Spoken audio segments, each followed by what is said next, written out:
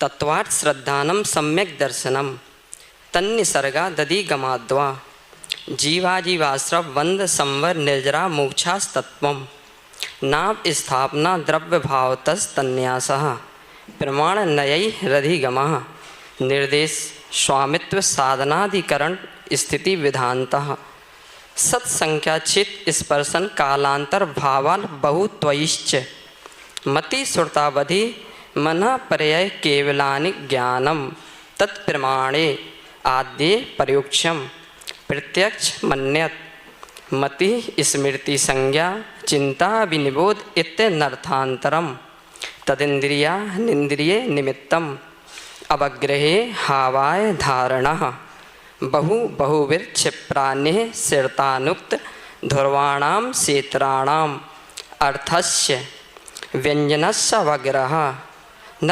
चक्षुरनिन्द्रियाभ्यां श्रुतं मतिपूर्वं द्वयनेक द्वादश भेदं भव प्रत्ययो वधिर्देवनारकाणां क्षयोक्षम निमित्तः षड्विकल्पः शेषाणां ऋजु विपुलमति मनः पर्ययः विशुद्धि प्रतिपाताभ्याम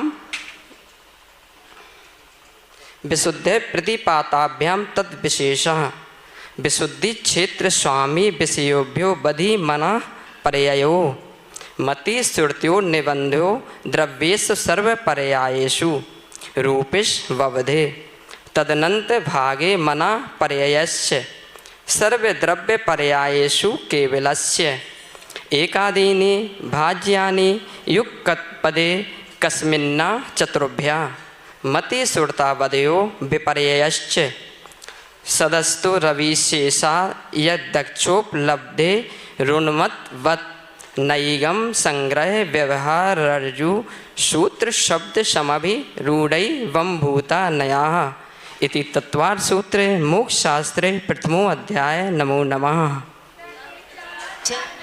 तंडुल पुष्पकै चल सुदीप सुदो फल अर्घकै नवल मंगल गानि रवाकुले जिन रहे जिन सूत्र महम यजे। ओम नीम से उमा समीकृत तत्वार सूत्र प्रथम अध्याय। नमो नमः।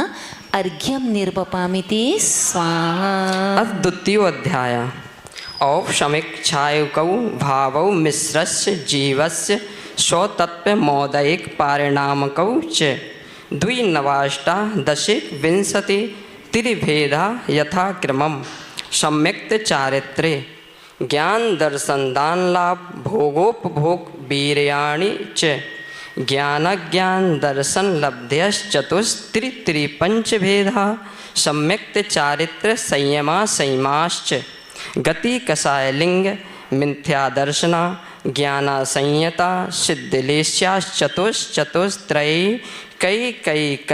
षट्भेदा जीव भव्या भव्यत्वानि च उपयोगो लक्षणम स द्विविधोष्ट चतुर्भेदः संसारिणो मुक्ताश्च समनस्का मनस्काः संसारणस्त्यस्थावराः पृथिव्यप्तेजो वायु वनस्पतया स्थावराः द्विन्द्रियादयस्त्रिशः पंचेन्द्रियाणि द्विविधानि निर्वृत्तुपकरणे द्रव्येन्द्रियं लब्धुपयोगौ भावेन्द्रियं स्पर्शन रसन घ्राण चक्षु श्रोत्राणि स्पर्श रस गंध वर्ण शब्दास्तरथा श्रुत मनेन्द्रियस्य वनस्पत्यंता नामेकं कृमि पिपीलिका भ्रमर मनुष्यादीना मेकैक वृद्धानि संज्ञा समनस्कः विग्रहगतौ कर्मयोगः अनुश्रेणी गति अविग्रह जीवस्य विग्रहवती च संसारणा प्राक चतुर्भ्या एक समया विग्रह एकम दौ त्रीन वानाहारकः सम्मूर्छन गर्भोपपादाजन सचित्त शीत संवृतः क्षेत्रा मिश्राश्चैकसस्तद्योनयः जरायु जांडज पोतानां गर्भः देवनारकाणामुपपादः शेषाणां सम्मूर्छनम् औदारिक व्यक्रियकाहारक तैजस कारणानि शरीराणि परम परम सूक्ष्मं प्रदेशतो संख्ये गुणं प्राग तेजसात् अनंत गुणे परे अप्रतिघाते अनादि संबंधे च सर्वस्य तदादीनि भाज्यानि युक्तपदे कस्मिन्या चतुर्भ्या निरूपभोगमन्त्यं गर्भसम्मोचनच माध्यम औपपादिकं वैक्रियकं लब्धि प्रत्ययं च तैजस्मपि शुभं विशुद्धमभ्याघाति चाहारकं प्रमत्संय तस्यैव नारक सम्मूर्छनो नपुंसकानि न देवाः शेषास्त्रिवेदाः औपपादिक चरमोत्तम देहासंख्ये वर्षायसो नपवर्त्या ईशः इति तत्त्वसूत्रे मोक्षशास्त्रे द्वितीयोऽध्यायः। नमो नमः। उदकी चंदनी तंडुल पुष्प कई चर सुदीप सुदोफल अर्घ कई धवल मंगल गानि रवाकुले जिन ग्रहे जिन सूत्र महम यजे। ओम नीम श्री उमा स्वामी कृत तत्पार सूत्र द्वितीय अध्याय। नमो नमः। अर्घ्यम निर्वपामिति स्वाहा। तृतीयो अध्याय।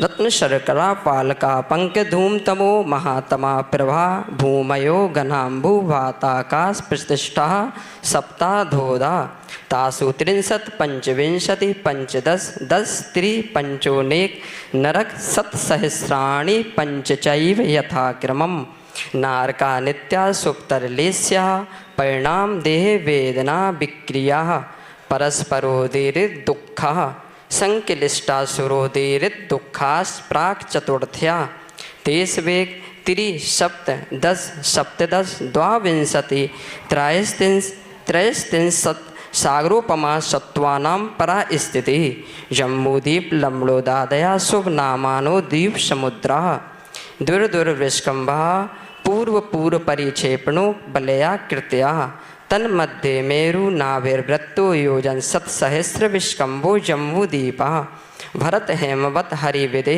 रम्यक हैरण्यवतैरावत वर्षा क्षेत्राणि तद्विभाजनः पूर्वापरायता हिम्मन महाहिम्मन निषद नील रुक्मी शिखरणो वर्षधर पर्वतः हेमार्जुन तपनीय वेणु रजत हेममया मणि विचित्र पार्श्व उपरि मूले चतुल्य विस्तारा पद्म महापद्म तिंगिच्छ केसरी महापुंडरीक पुंडरीका हृदास्तेषा मुपरि प्रथमो योजन सहस्राया मस्तदर्थ विष्कम्भो हृदा 10 योजनावगाः तन्मध्ये योजनं पुष्करं तद्द्विगुणा हृदा पुष्कराणि च तन्निवासिन्यो देव्या श्री हिरी धीर्ति कीर्ति बुद्धि लक्ष्म्या पल्लोपमस्तया ससामान्य परिषत्काः गंगा सिंधु रोहित रोहितासा हरित धरी कांता सीता सीतोदा नारी नरकांता सुवर्ण रूपकूला रक्ता रक्तोदा सरितस्तन्य मध्यज्ञा द्योर्द्यो पूर्वा पूर्वगा शेषास्त्व परगा चतुर्दश नतिसहस्र परिवृता गंगा सिंधवाद्यो नद्यः भरता षड्विंशति पंचयोजन शतविस्तारा षट्चैकोनविंशति भागा योजनस्य तद द्विगुण विस्तारा वर्षधर वर्षा विदेहान्तः उत्तरा दक्षिण तुल्या भरतैरावतयोर्वृद्धि ह्रासौ षट्सम्याभ्या मुत्सर्पिण्य वसर्पणीभ्यां ताभ्यामपरा भूमियो वस्थितः एक द्वि त्रि पल्लोपम स्थितयो हेमवतक हारिवर्षक देव कुर्वकः ततोत्तरः विदेहेषु शंखे काला भरतस्य विष्कम्भो जम्बूद्वीपस्य 90% दुर्धात्की खंडे पुष्करार्धे च प्राङ्मानोसोतरान् मनुष्याः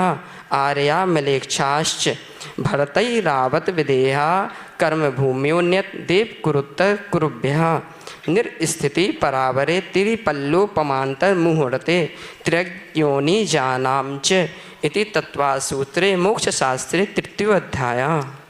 उदकी चंदनी तंडुल पुष्प कई चल सुदीप सुदो फल अर्घ कई नवल मंगल गानि रवाकुले जिन गहे जिन सूत्र महम यजे। ओम नीम श्री उमा स्वामी कृत तत्त्वसूत्रे तृतीय अध्याय। नमो नमः। अर्घ्यम निर्वपामिति स्वाहा। चतुर्थो अध्याय। देवाश्चतुर्णिकायाः आदितस्त्रिषु पीतान्तलेश्याः दशाष्टपञ्चद्वादश विकल्पाः कल्पोपपन्नपर्यन्ताः इंद्र सामानिक त्रयस्त्रिंश पारिषदात्म रक्ष लोकपालानिक प्रकीर्णकाभियोग किल्विष्काश्चैकशः त्रयस्त्रिंश लोकपाल वर्जया व्यंतर ज्योतिष्का पूर्वयोर्द्विन्द्रा काय प्रविचारा ऐशानात् शेषः स्पर्श रूप शब्द मनः प्रविचारः परे प्रविचारः भवनवासिनो शून्नाग विद्युत सुपर्णाग्नि वातस्तनितो दधि दीप दुःकुमारः व्यंतरः किन्नर किम पुरुष महुरव गंधर्व यक्ष राक्षस भूत पिशाचः ज्योतिष्कः सूर्य चंद्रमसौ ग्रह नक्षत्र प्रकीर्णक तारकाश्च मेरु प्रदक्षिणा नित्य गतयो निर्लोके तत्कृता काल विभागः बहिर्वस्थितः वैमानिकः कल्पोपपन्नः कल्पातीताश्च उपरि स्वधर्मैशान सानत कुमार माहेंद्र ब्रह्म ब्रह्मोत्तर लांतप कापिष्ट शुक्र महाशुक्र सतार सहस्वारेश्वानत प्राणतयो राणा चतुर्नवसु ग्रैवेकेषु विजय वैजयंत जयंता पराजितेषु सर्वार्थ सिद्धौ च स्थिति प्रभाव सुख द्युति लेस्या विशुद्धीन्द्रिया बधि विषय तोदिका गति शरीर परिग्रह विमान तो हीना पीत पद्म शुक्ल लेस्या द्वित्रिशेषेषु प्राग्रेवे केभ्यः कल्पः ब्रह्मलोकालया लौकांतिका सारस्वता दित्य वृणरुण गरतोय तुषिता व्याबाधा रिष्टाश्च विर्यादिषु द्विचर्मः औपपादिक मनुष्येभ्यः शेषात्रियज्ञोनया स्थितिरसुर्नाग सुपर्णदीप शेषाणां सागरोपम त्रिपल्लोपमार्थहीनमिता सौधर्मैशान्यो सागरोपमेदिके सानत कुमार महेन्द्रयो सप्त त्रिसप्तनवैकादश त्रयोदश पंचदशभिरधिकानि तु आर्णाच्युता दूर्व मे कैकेन नवसु ग्रैवेकेषु विजयादिशौ सर्वार्सिद्धौ च अपरापल्योपम मधिकम परतः परतः पूर्वा पूर्वानंतरा नारकाणां च द्वितीयादिषु 10 वर्ष सहस्राणि प्रथमायां भवेनेषु च व्यन्तराणां च परापल्योपम मधिकम ज्योतिष्काणां च तदष्टभागोपरा लौकान्तिका नमष्टौ सागरोपमानि सर्वेषाम् इति तत्त्वसूत्रे मोक्षशास्त्रे चतुर्थो अध्याय। नमो नमः। चंदन तंदुल पुष्प कई चल सुदी प्रसुदो फल अर्घ कई नवल मंगल गान रवाकुले जिन ग्रहे जिन सूत्र महम यजे।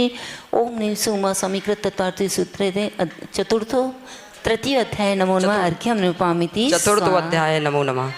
चतुर्थ अध्याय अथ पंचमो अध्याय।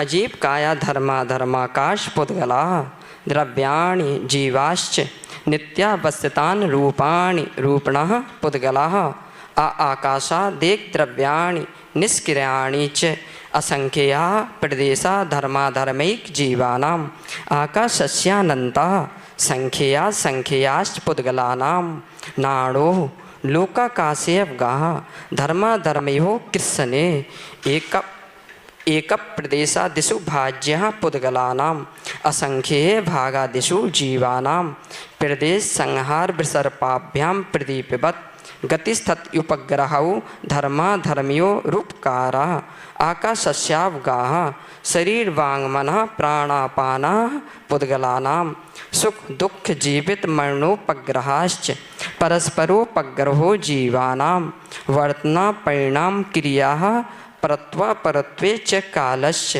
स्पर्श रसगंध वर्णवन्तः पुद्गलाः शब्दबन्ध सूक्ष्म स्थूल संस्थान भेद तमश्छाया तपोद्योतवन्तश्च अण्वाः स्कन्धाश्च भेद संघातेभ्य उत्पद्यन्ते भेदादणु भेद संघाताभ्यां चाक्षुषः सद्द्रव्यलक्षणम् उत्पाद्य द्रव्ययुक्तं सत् तद्भावाभ्यां नित्यं अर्पिता नरपित सिद्धे स्निग्ध रूक्षत्वाद वंदः न जगन्न गुणानाम गुण सामये सदृशानाम द्वैदिकादि गुणानाम तु बंधेदिकौ पारिणामकौ च गुणपर्यय वद्द्रव्यम कालश्च शोनंत समयः द्रव्याश्रयः निर्गुणः गुणः तद्भावः परिणामः इति तत्त्वसूत्रे मोक्षशास्त्रे पंचमो अध्याय। नमो नमः। उदकी चंदन तंडुल पुष्प कई चर सुदीप सुदो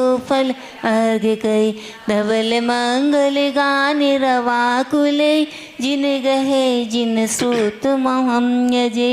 ओम नीम श्री उमा स्वामी कृत तत्पाठ सुते पंचमो अध्याय। नमो नमः अर्घ्यम निर्वपामिति स्वाहा। षष्ठो अध्याय।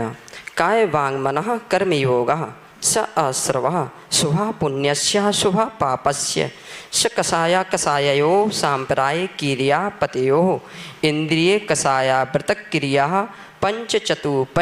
पंचविंशति संख्याः पूर्वस्य भेदः तीव्र मंद ज्ञाता ज्ञात भावाधिकरण वीर विशेषेभ्य तद्विशेषः अधिकरणम जीवा जीवा आद्यम समरम समारंभारंभ योग कृतकारतानुमत कषाय विशेषस्त्रिश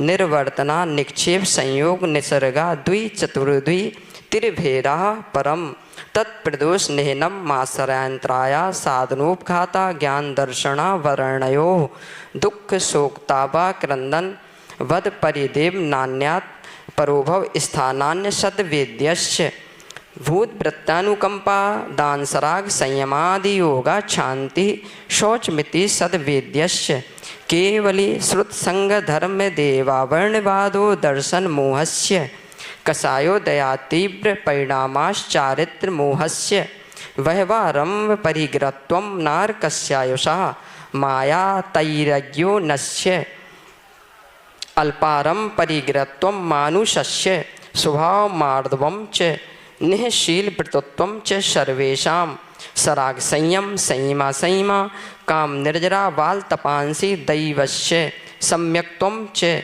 योग वक्रता विसंवादनम च शुभस्य नाम्नः तद्विपरीतम शुभस्य दर्शन विशुद्धिर विनय संपन्नता शील वितेज नतिचारो भीक्ष ज्ञानोपयोग संवेगौ शक्ति तस्त्याग तपस्वी साधुर समाधिर वैयाविरतकरण मरहदाचार बहुसुत प्रवचन भक्ति रावशका परिहारणिर मार्ग प्रभावना प्रवचन बतलस्मृति तीर्करत्वस्य परात निंदा प्रशंसे सद सद्गुणोच्छादनोद भावने च नीचैर्य गोत्रस्य तद विपर्ययो नीचैर्य वृत्त्यनुत्सेकौ चौतरस्य विघ्नकरण मंत्रायस्य इति तत्त्वसूत्रे मोक्षशास्त्रे षष्ठो अध्याय। नमो नमः। उदक चंदन तंदुल पुष्प कैश्चरु सुदीप सुदुफल अर्घ कै धवल मंगल गान रवा कुले जिन ग्रहे जिन सूत्र महम यजे। ओम ह्रीं तत्त्वार सूत्रे षष्ठोध्याय अर्घ्यम निर्वपामिति स्वाहा। अथ सप्तमो अध्याय। हिंसा नृतस्तेया ब्रह्म परिगिरभ्यो वृत्तिर्वृतम देश सर्वतोडु महति तस्थैर्यार्थम भावना पंच वांग मनोगुप्तिर्यादान निक्षेपण समित्या लोकित पान भोजनानि पंच क्रोध लोभ भीरुत्य हास्य प्रत्याख्याना न्यनुवीची भाषणम च पंच शून्यागार विमोचितावास परोपरोधाकरण भैक्ष शुद्धि सधर्मा विसंवादा पंच स्त्रीराक्कता श्रवण तन्मनोहरांग निरीक्षण पूर्वरतानुस्मरण ब्रश्एष्ट रस्वा शरीर संस्कार त्यागा पंच मनोज्ञा मनोज्ञेन्द्रिय विषय राग द्वेष वर्जनानि पंच हिंसा दिशभ्यः मुत्रापाया वद्य दर्शनम दुःखमेव वा मैत्री प्रमोद कारुण्य माध्यस्थ्यानि च सप्त गुणाधिक क्लिश्यमाना विनेयेषु जगत्काय स्वभावौ वा संवेग वैराग्यार्थम प्रमत योगात् प्राण व्यपरोपणम हिंसा असदभिदानम मनिर्तम अदत्तादानम स्तेयम मैथुनमभ्रम मूर्छा परिग्रह निःशल्लो वृत्ति अगार नगारश्च अणो वृतो गारी दिक देशा नर्तदंड विरति सामायिक प्रोष दोपवासोपभोग परिभोग परिमाणा तिथि संविभाग व्रत संपन्नश्च मारणांतकीम संलेखनाम जोषिता शंका कांचा विचिकित्सान दृष्टि प्रशंसा संस्तवाः सम्यक दृष्टिरतिचारः व्रतशीलेषु पंच पंच यथाक्रमं बंद बदच्छेदादि भारारोपणान पान निरोधा मिथ्योपदेश रहो व्याख्यान कूट लेख क्रिया न्यासापहार साकार मंत्र भेदा स्तेन प्रयोग तदाहृता दान विरुद्ध राज्यातिक्रम हीनादिक मानोन्मान प्रतिरूपक व्यवहारा पर विवाह करणे त्वरिका परिगृहीता गमनानं क्रीड़ा काम तीव्राभिनिवेशा क्षेत्र वास्तु हिरण सुवर्ण धन्य दान दासीदास कुप्प भांड प्रमाणातिक्रमा ऊर्ध्वाध्यस्त्रग व्यतिक्रम क्षेत्र वृद्धि स्मृत यंत्राधानानि आनयन प्रेष प्रोग शब्द रूपानुपात पुद्गलप क्षेपा कंदर्प कौतकुच मऊखरिया समीक्षादि कर्णोपभोग परिभोग नर्थक्यानि योग दुष्प्रणिधाना नादरस मृत्तनुपस्थानानि आप्रत प्रेक्षिता प्रमाजितोत्सर्गा दान संस्रोप कर्मणा नादरस मृत्तनुपस्थानानि सचित संबंध समिरसा विषव दुपक्वाहारा सचिक्त निक्षेपापिदान पर व्यपदेश मात्सर्य कालातिक्रमा जीवित मरणाशंसा मित्रानुराग सुखानुबंध निदानानि अनुग्रहार्थम स्वस्याति सर्गो दानम विधि द्रव्य दात्री पात्र विशेषात् तद विशेषः इति तत्त्वसूत्रे मोक्षशास्त्रे सप्तमोऽध्याय नमो नमः। उदक चंदन तंदुल पुष्प कैश्चरु सुदीप सुदूफल अर्घ कई धवल मंगल गान रवा कुले जिन ग्रहे जिन सूत्र महम यजे। ओम नि तत्वार सूत्रे सप्तमो अध्याय अर्घ्यम निर्ववामि ते स्वाहा। अथ अष्टमो अध्याय मिथ्या दर्शना विरति प्रमाद कषाय योगा बंध हेतवः स कषायत्वात् जीवा कर्मणो योग्यान पुद्गलानदत्ते संबंधः प्रकृति स्थितनुभव प्रदेशास्तद्विधया आद्यो ज्ञान दर्शना वर्ण वेदनीय मोहिनीयायुर्नाम गोत्रांतरायाः पंच नव द्वष्टाविंशति चतुर्द्वि चत्वारिंशत् द्वि पंच भेदा यथाक्रमं मति श्रुतावधि मनः पर्याय केवलानां चक्षुरचक्षुरवधि केवलानां निद्रा निद्रा निद्रा पिछला पिछला पिछला स्थान ग्रद्यश्च सद सद वेद्ये दर्शन चारित्र मोहिनिया कषाय कषाय वेदनीयाख्या स्त्री दु नव षोडश भेदा सम्यक मिथ्या तदुभयान कषाय कषायौ हास रत्य रति शोक भय जुगुप्सा स्त्री पुण्य पुंसक वेदा अनंतानुबंध प्रत्याख्यान संजुनन विकल्पाश्चैकशः क्रोध मान माया लोभा नारक तैरज्ञोन मानुष दैवानि गति जाति शरीरांगोपांग निर्वाण बंधन संघात संस्थान सहनन स्पर्श रस गंध वर्णानुपूर्व्या गुरुलघुपघात परघाता तपोद्योतोच्च वास विहायो गतया प्रत्येक शरीर त्रस सुभग सुस्वर शुभ सूक्त प्राप्ति स्थिरादे यथा कीर्ति क्षेत्राणि तीर्करत्वं च उच्चैर निश्चैश्च दान लाभ भोगोपभोग वीर्याणाम् आदितस्तिसृणा मंत्रा यश चत्रिंशत् सागरोपम कोटि कोट्या परा स्थिति सप्ततिर्मोहिनीयश्च विंशतिर्नाम गोत्रयो त्रयस्त्रिंशत् सागरोपमान्यायुषः अपरा द्वादश मुहूर्ता वेदनीयश्च नाम गोत्रयो रष्टौ शेषाणां मंतर्मुहूर्ता विपाकोनुभवा स इतानां ततश्च निर्जरा नाम प्रत्ययः सर्वतो योग विशेषात् सूक्ष्मैक क्षेत्रावगायस्ततः सर्वात् प्रदेशेषनन्तानन्त प्रदेशः सद्वेद्य शुभायुर्नाम गोत्राणि पुण्यम अतोन्यत पापम इति तत्त्वसूत्रे मोक्षशास्त्रे अष्टमोऽध्याय नमो नमः। उदक चंदन तंदुल पुष्प कैश्चरु सुदीप सुदूफल अर्घ कई धवल मंगल गान रवा कुले जिन ग्रहे जिन सूत्र महम यजे। ओम नि तत्वार सूत्रे अष्टमोऽध्याय अर्घ्यम निर्ववामि ते स्वाहा। अथ नवमो अध्याय आश्रम निरोधः संवरः स गुप्ति समति धर्मानुप्रेक्षा परिचय चारित्रैः तपसा निर्जरा च सम्यक योग निग्रहो गुप्ति ईरिया भाषेषणादान निक्षिपोत सर्ग्या समतया उत्तम क्षमा मार्दवार्जव शौच सत्य संयम तपस्त्यागा किंचन्य ब्रह्मचर्याणि धर्मः अनित्या शरण संसारिकत्वा नित्वा सुच्चाश्रव निर्जर संवर निर्जरा लोक बोधि दुर्लभ धर्मास्वाख्या तत्वानुचिंतन मनु प्रेक्षः मार्गच्यवम निर्जरार्थम परिसोढभ्या परिशः क्षुत पिपासा शीतोष्ण दंश मशक नागन्या रति स्त्री चर्या निसद्या सय्या क्रोश बदयाचना लाभ रोग तीर्ण स्पर्श मल सत्कार पुरस्कार प्रज्ञा ज्ञाना दर्शनानि सूक्ष्म सांप्राय छदमस्त बीतरागयोश चतुर्दश एकादश जिने वादर सांप्राये सर्वे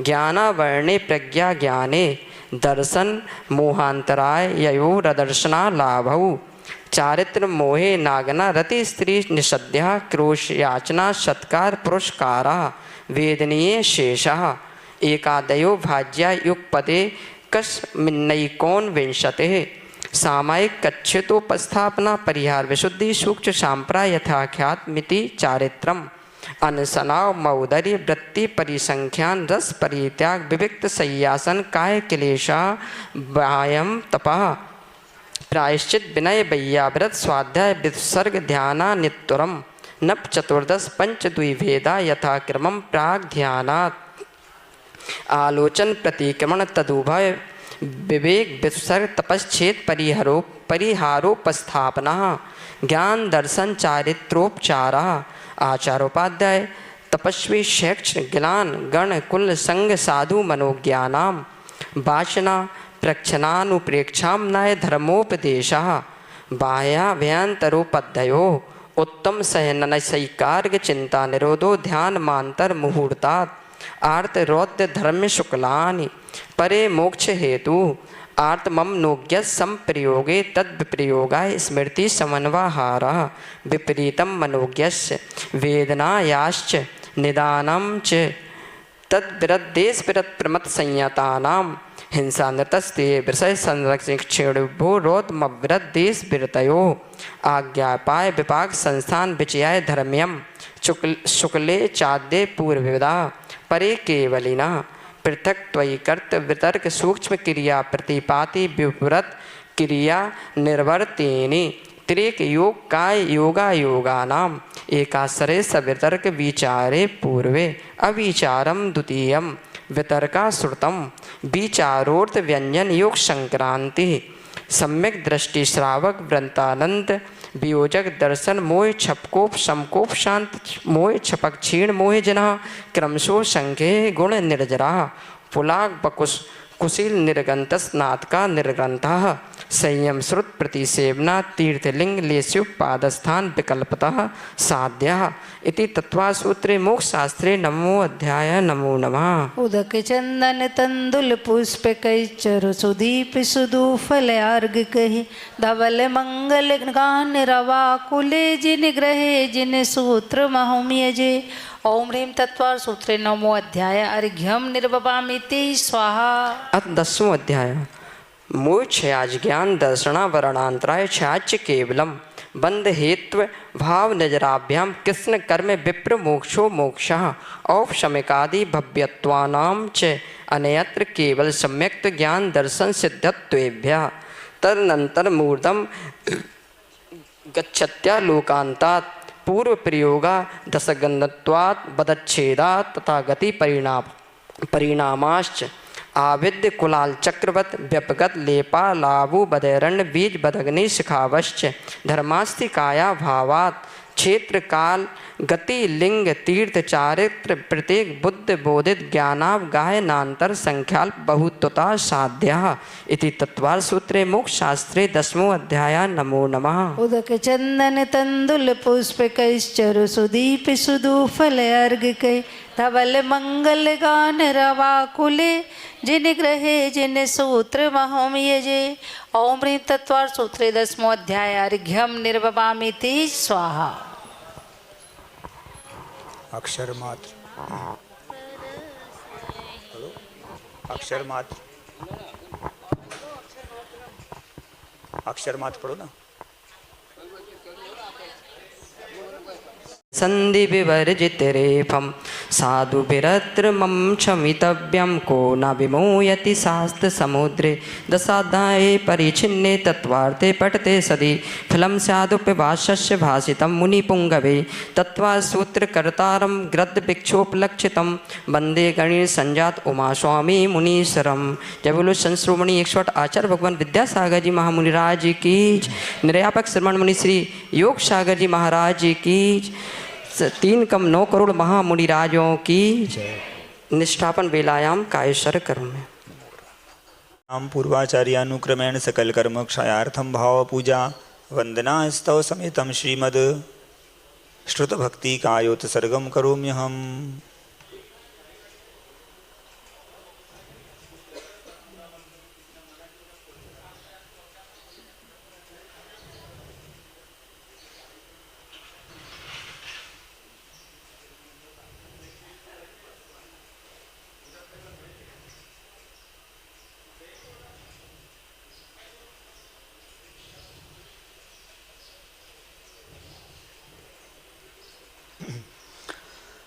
ओकारं बिंदु संयुक्तं नित्यं ध्यायन्ति योगिनः कामदं मोक्षदं चैव ओंकाराय नमो नमः।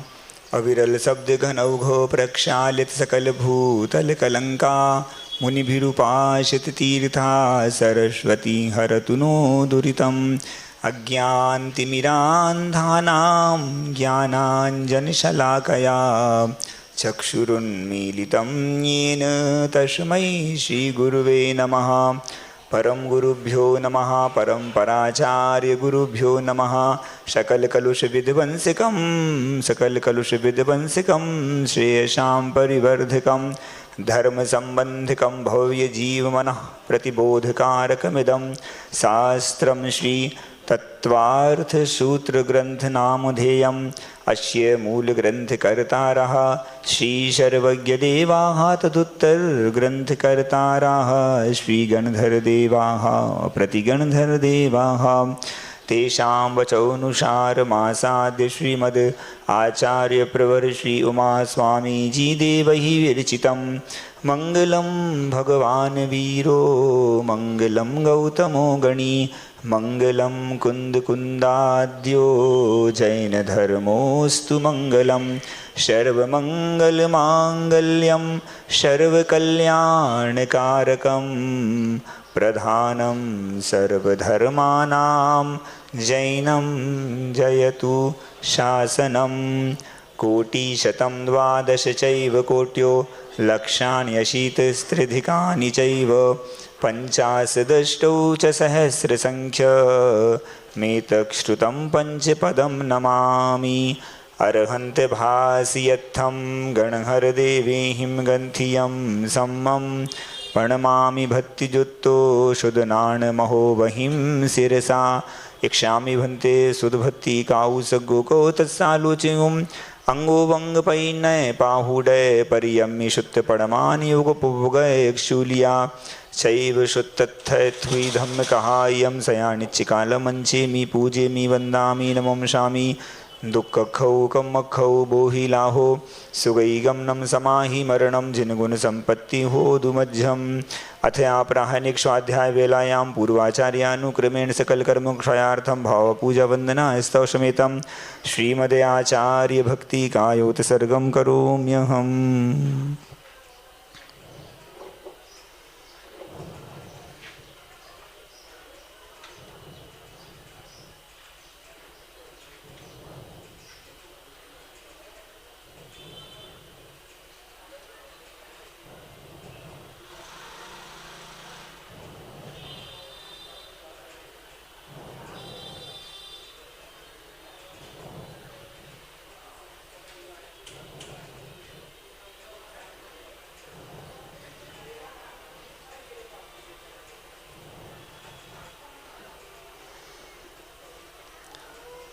श्रुत जलधिपारगेभ्य स्वपरमत विभावना पटुमतिभ्य सुचरित तपोनिधिभ्यो नमो गुरुभ्यो गुण गुरुभ्य। 36 गुण समज्ञे पंच विहाचार करण संदर्शे शिष्यानुग्रह कुशले धम्मारिये सदा वंदे।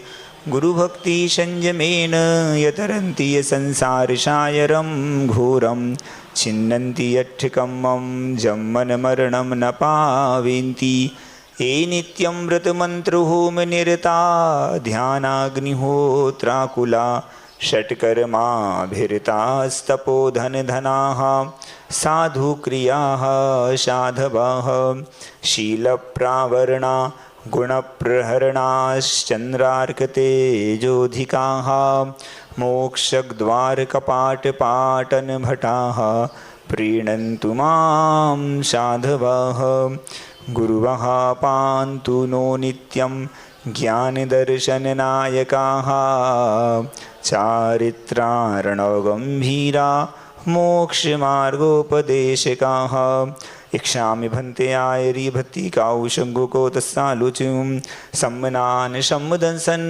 सम्मचरितजुत्तानं पञ्चविहाचारणमायारियानमायारादिशुदनानोपदेशयानोपध्यायानं तीरयन गुणपालन रयाणं सव्यसाहूनं सयानिचिकालम् अंचेमि पूजेमि वन्दामि नमंसामि दुःखखौ कमखौ बोहिलाहो सुगैगमनं समाहि मरणं जिन गुण संपत्ति हो दुमध्यम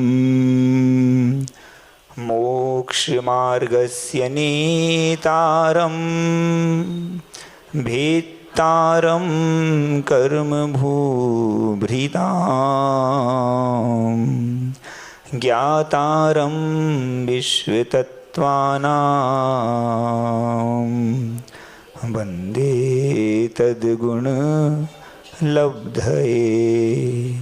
देवाधिदेव श्री पार्श्वनाथ भगवान की, श्री 24 तीर्थंकर भगवान की, परमोपकारी आचार्य भगवंत गुरुवर श्री उमा स्वामी जी मुनि महाराज की, परमोपकारी आचार्य भगवंत गुरुदेव श्री विद्यासागर जी मुनि महाराज की, परम पूज्य निर्यापक श्रमण मुनिवर श्री योग सागर जी मुनिराज की, परम पूज्य मुनिवर श्री विनीत सागर जी मुनि महाराज की, परम पूज्य नगर गौरव निर्यापक श्रमण मुनि श्री वीर सागर जी मुनिराज की, परम पूज्य मुनिवर श्री सौम्य सागर जी अतुल सागर जी मुनिराज की, परम पूज्य नगर गौरव मुनिवर श्री निस्संग सागर जी मुनिराज की, परम पूज्य मुनिवर श्री शाश्वत सागर जी मुनिराज की, दशलक्षण महापर्व की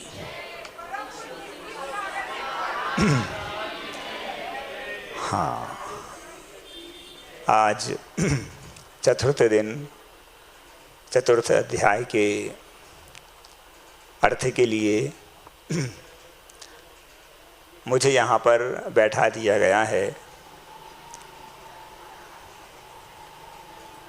इतने बड़े बड़े दिग्गजों के बीच में और हाँ महाराज जी कह रहे हैं टाइम नहीं है, बिल्कुल जो समय के अनुसार ही अपन चलेंगे, लेकिन मैं पहले पूर्व सूचना देना अच्छी समझता हूँ ताकि आप लोगों को कोई ये नहीं होगी बाद में किसको सुनाने बैठा दिया था, ऐसा आपको कहना नहीं पड़े।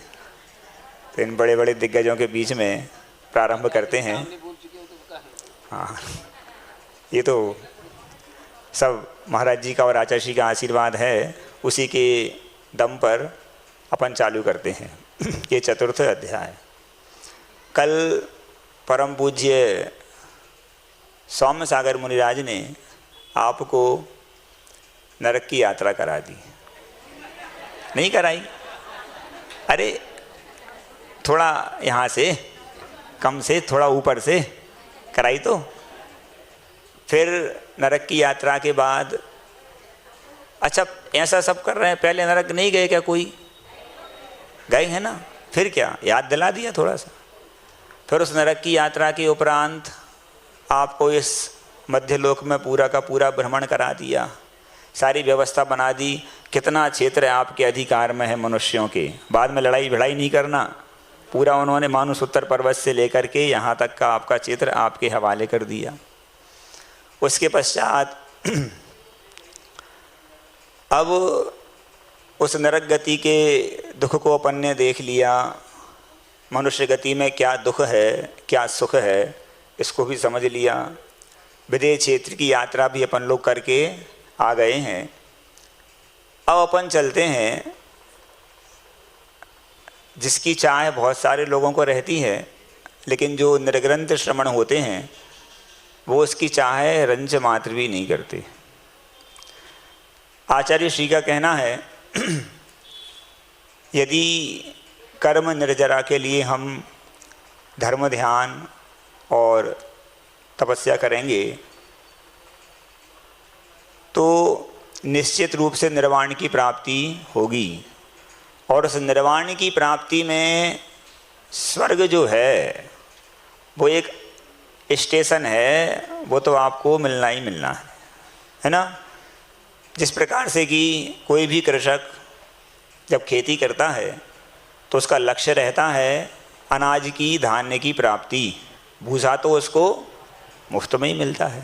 उसी प्रकार से ये जो देवगति है या स्वर्ग आदिक हैं, ये निश्चित रूप से मिलना ही मिलना है, बिल्कुल इसकी चिंता करना ही नहीं।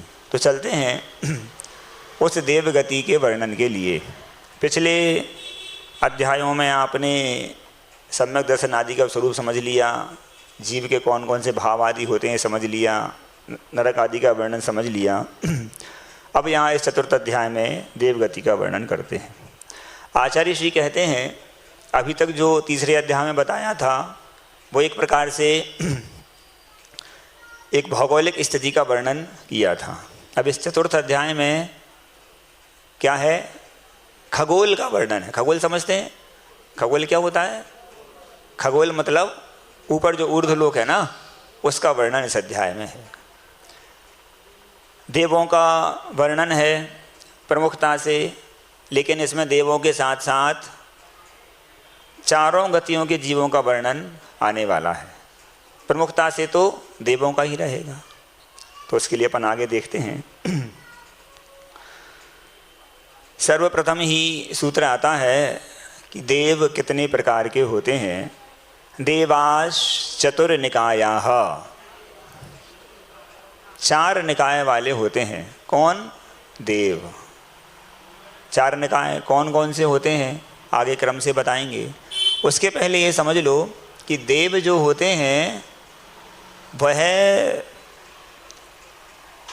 आप ये मत सोचना कि देव सारे के सारे स्वर्गों में ही रहते हैं। स्वर्गों में तो ये जो 4 प्रकार के देव हैं ना, उनमें से केवल 1 प्रकार के देव स्वर्गों में रहते हैं। बाकी 3 प्रकार के देव कहाँ रहते हैं? इस मध्य लोक में ही रहते हैं। कुछ नीचे भी रहते हैं, यहीं आसपास अपने रहते हैं। हो सकता है कुछ यहाँ भी बैठे हों, हो सकता है कि नहीं? बिल्कुल हो सकता है। पूज्य गुरुदेव ने जब मूलाचार की कक्षा वो हम लोगों की लगा रहे थे तब उन्होंने बताया था असही और निस्सही, या कहो निस्सही और असही। ये जो मंत्र है, इन देवों से, उन देवों की सुरक्षा के लिए और हमारी सुरक्षा के लिए एक बहुत अच्छे मंत्र माने जाते हैं। अगर इसका प्रयोग समय समय पे स्थान स्थान पे नहीं करेंगे तो वो आपको याद रखना, उठा के पटक सकते हैं। कई लोगों को पटका है पहले। हाँ, तो इस चीज़ को जहाँ कहीं भी मंदिर जाते हैं, किसी एकांत स्थान पे जाते हैं और अन्य स्थानों पे अभी बता दिया जाएगा कौन कौन से देव कहाँ कहाँ रहते हैं। तो ये आपको सावधानी रखना है। निस्सही, असही, ये उन देवों से व्यवस्थित अपने को करते हैं। उन देवों में कुछ विशेषताएं होती हैं।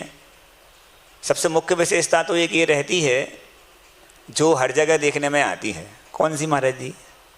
वो ये है कि जैसे सुनते हैं कि समो शरण में महिलाओं की संख्या ज़्यादा रहती है। अभी यहाँ भी देखा जाए तो महिलाओं का कोठा पूरा भरा है और वो अपने कोठे से अतिक्रमण करके पुरुषों के कोठों को भी पूरा भरने का प्रयास कर रही हैं। देखा जाए तो पुरुष वर्ग तो गिनती के ही हैं। ऐसे ही अब सुनो दूसरी बात, जैसे यहाँ महिलाओं की संख्या ज़्यादा है, समोसरण में महिलाओं की संख्या ज़्यादा रहती है, वैसे ही अब आप हंस नहीं पाएंगे, वैसे ही देवों के यहाँ भी महिलाओं की संख्या ज़्यादा रहती है। कम से कम भी एक देव की 32 देवियाँ तो होती हैं। हाँ, लोकांतिक को छोड़ करके, है ना। उनके यहाँ एक भी देवी नहीं होती। अरे महाराज जी देव हैं फिर भी देवी, हाँ ऐसा ही है वहाँ पे, आगे आपको बता दिया जाएगा। अभी इतना ही समझ लो, सामान्य से कम एक देव की 32 देवियाँ तो होती हैं। इसके अलावा देवों की और कोई विशेषता है तो उनकी विशेषता एक ये भी है, उनके शरीर में निगोदिया जीव नहीं रहते, शरीर में बाल आदि नहीं होते, और इसके अलावा उनको पसीना नहीं आता, निहार नहीं होता, एक कबला आहार भी वो नहीं करते हैं जैसे अपन लोग करते हैं। ऐसी अनेक विशेषता उनकी हुआ करती हैं, समय समय पे आपको वो और बता दी जाएंगी। तो मुख्य तो 4 निकाय यहाँ पर बताए। पहला है भवनवासी, दूसरा है व्यंतर, तीसरा है ज्योतिषी और चौथे हैं वैमानिक। ये 4 निकाय के हुआ करते हैं। जब ये 4 निकाय आपने बता दिए तो कल महाराज जी ने बताया था कि नारकी जीव जो रहते हैं उनकी लेश्याएँ होती हैं। तो क्या इनको भी लेश्या होती है कि नहीं होती हैं? होती हैं तो कौन कौन सी होती हैं? तो इसका उत्तर बताने के लिए यहाँ पर अगला सूत्र रखते हैं, आदितश त्रिषु पीतांत लेश्याः। क्या कहा? पीतांत लेश्या, अर्थात पीत लेस्या जिसके अंत में है। किसके अंत में है? तो क्रम से हम गिन लें लेस्याएँ, कृष्ण, नील, कापोत, पीत, पद्म, शुक्ल, 6 लेस्या हुई। पीत पद्म पीत अंत किसकी में हो गई? कृष्ण, नील, कापोत और पीत। तो ऐसे पीत जिसके अंत में है, इतनी लेस्याएँ कहाँ होती हैं? आदितस त्रिषु पीतांत लेस्या।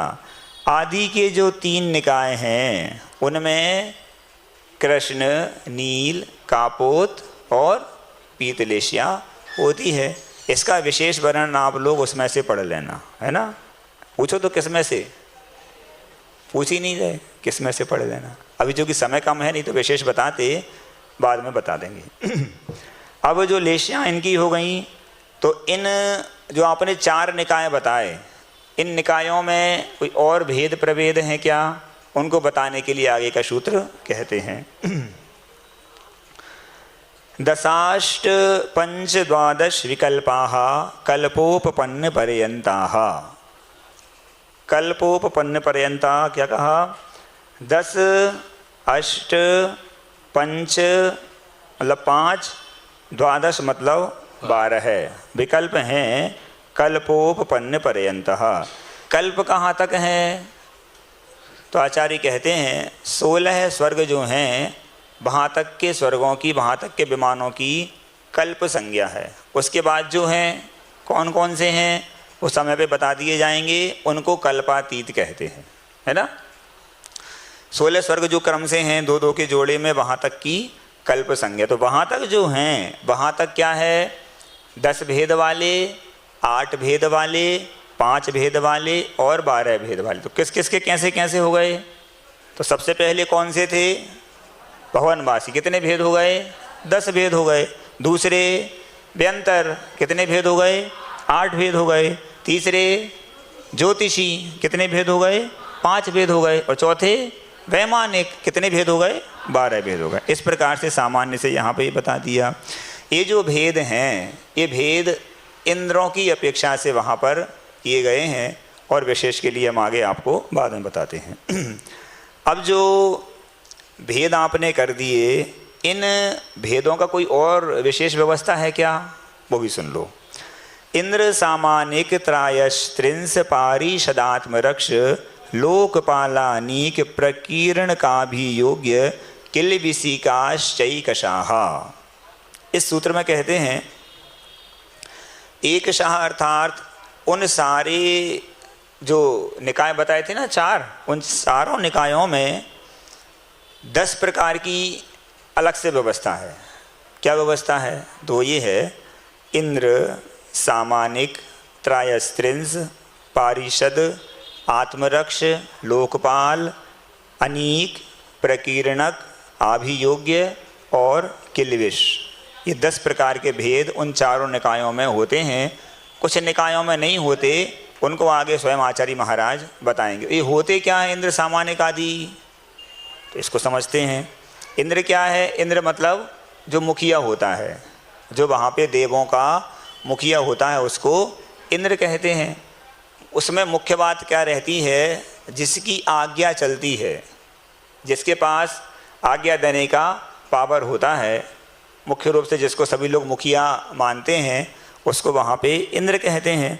और उसकी जो विभूतियाँ होती हैं, क्योंकि देवों में अणिमा आदि महिमा आदि 8 वृद्धियाँ होती हैं, तो उनकी जो इंद्र की जो विभूति रहेगी, जो वैभव रहेगा, उस सारे देवों से बढ़ के रहेगा, उसका विशेष पुण्य होता है। तो इस प्रकार से जो मुखिया होता है वो इंद्र कहलाता है। दूसरा है सामानिक। सामानिक किसको कहते हैं? जो इंद्र के जैसा ही होता है, लेकिन आज्ञा और ऐश्वर्य में थोड़ा इंद्र से कम होता है। बाकी और जो चीज़ें रहेंगी, आयु है, परिवार है, उसकी शक्ति है आदि आदि, तो इंद्र के समान ही रहेगी, लेकिन आज्ञा देने का अधिकारी वह नहीं रहेगा, तो वो सामान्य कहलाता है। तीसरा है त्रायस्त्रिंश। तो ये जो त्रायस्त्रिंश है, ये एक प्रकार से 33 इनकी संख्या होती है। जैसे राज्यसभा में या राजा की सभा लगती है ना, तो उसमें जो विशेष मंत्री होते हैं, विशेष सलाहकार होते हैं, इस प्रकार के 33 जो देव होते हैं वो उसकी सभा में उस सलाहकार के रूप में रहते हैं, विशेष पद रहता है। इसके बाद पारिषद। पारिषद क्या है? जो उस इंद्र की सभा में विशेष उनको सलाह देने वाले और विशेष उनके चाहने वाले होते हैं। हर अच्छे बुरे काम में उनको बिना पूछे भी सलाह दे देते हैं।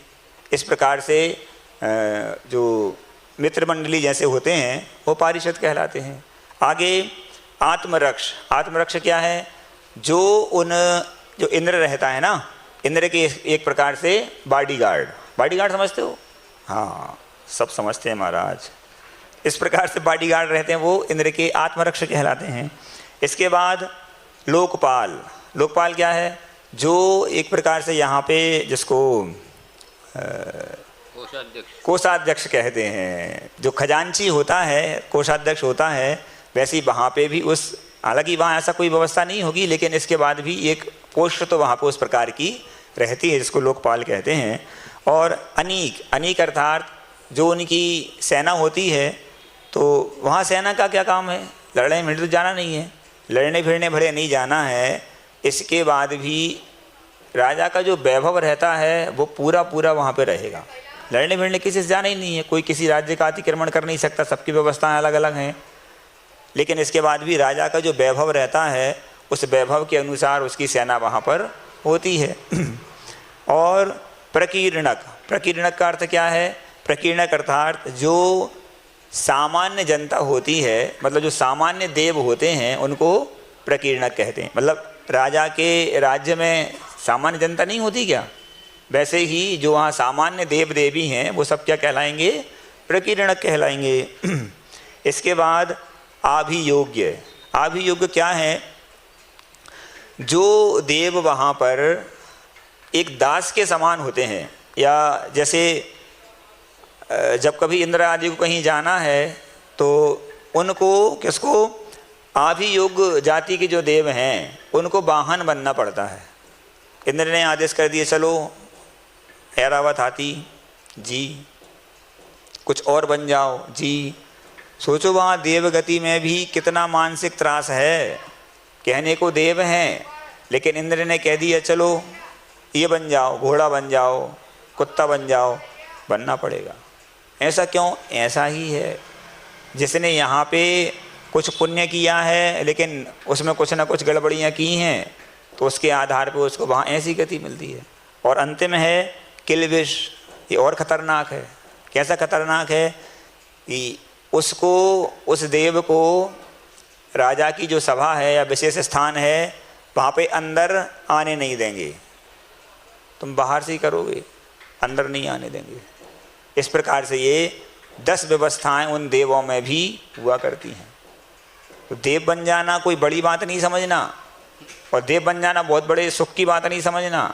वहाँ पे भी इस प्रकार की अलग अलग फैकल्टी रहती हैं।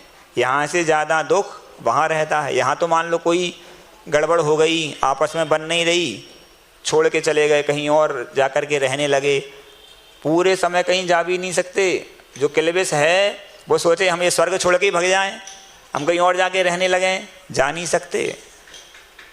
आपको वहीं पूरा सहन करना पड़ेगा। जो वाहन जाति के हैं, आप ही योग्य हैं, वो सोचे अरे रोज रोज कौन कुत्ता बने, कौन शेर बने, कौन बैल बने, चलो भाग लेते हैं, कहीं नहीं जा सकते। पूरा वहाँ हाथ जोड़ करके ड्यूटी देने के लिए खड़ा रहना पड़ेगा पूरे समय। जब कह दिया तुरंत बनना पड़ेगा। हमको दूसरा काम है, होगा पहले चलो, ऐसा रहता है। धर्म ध्यान करते समय किसी प्रकार से यदि विकल्प करते हैं और राग द्वेष की प्रवृत्तियाँ बहुत अधिक करते हैं तो वहाँ जाकर के ऐसे परिणाम देखने को मिलते हैं। इसलिए इन सारे कारणों से आपको बचना है। हाँ, आगे कहते हैं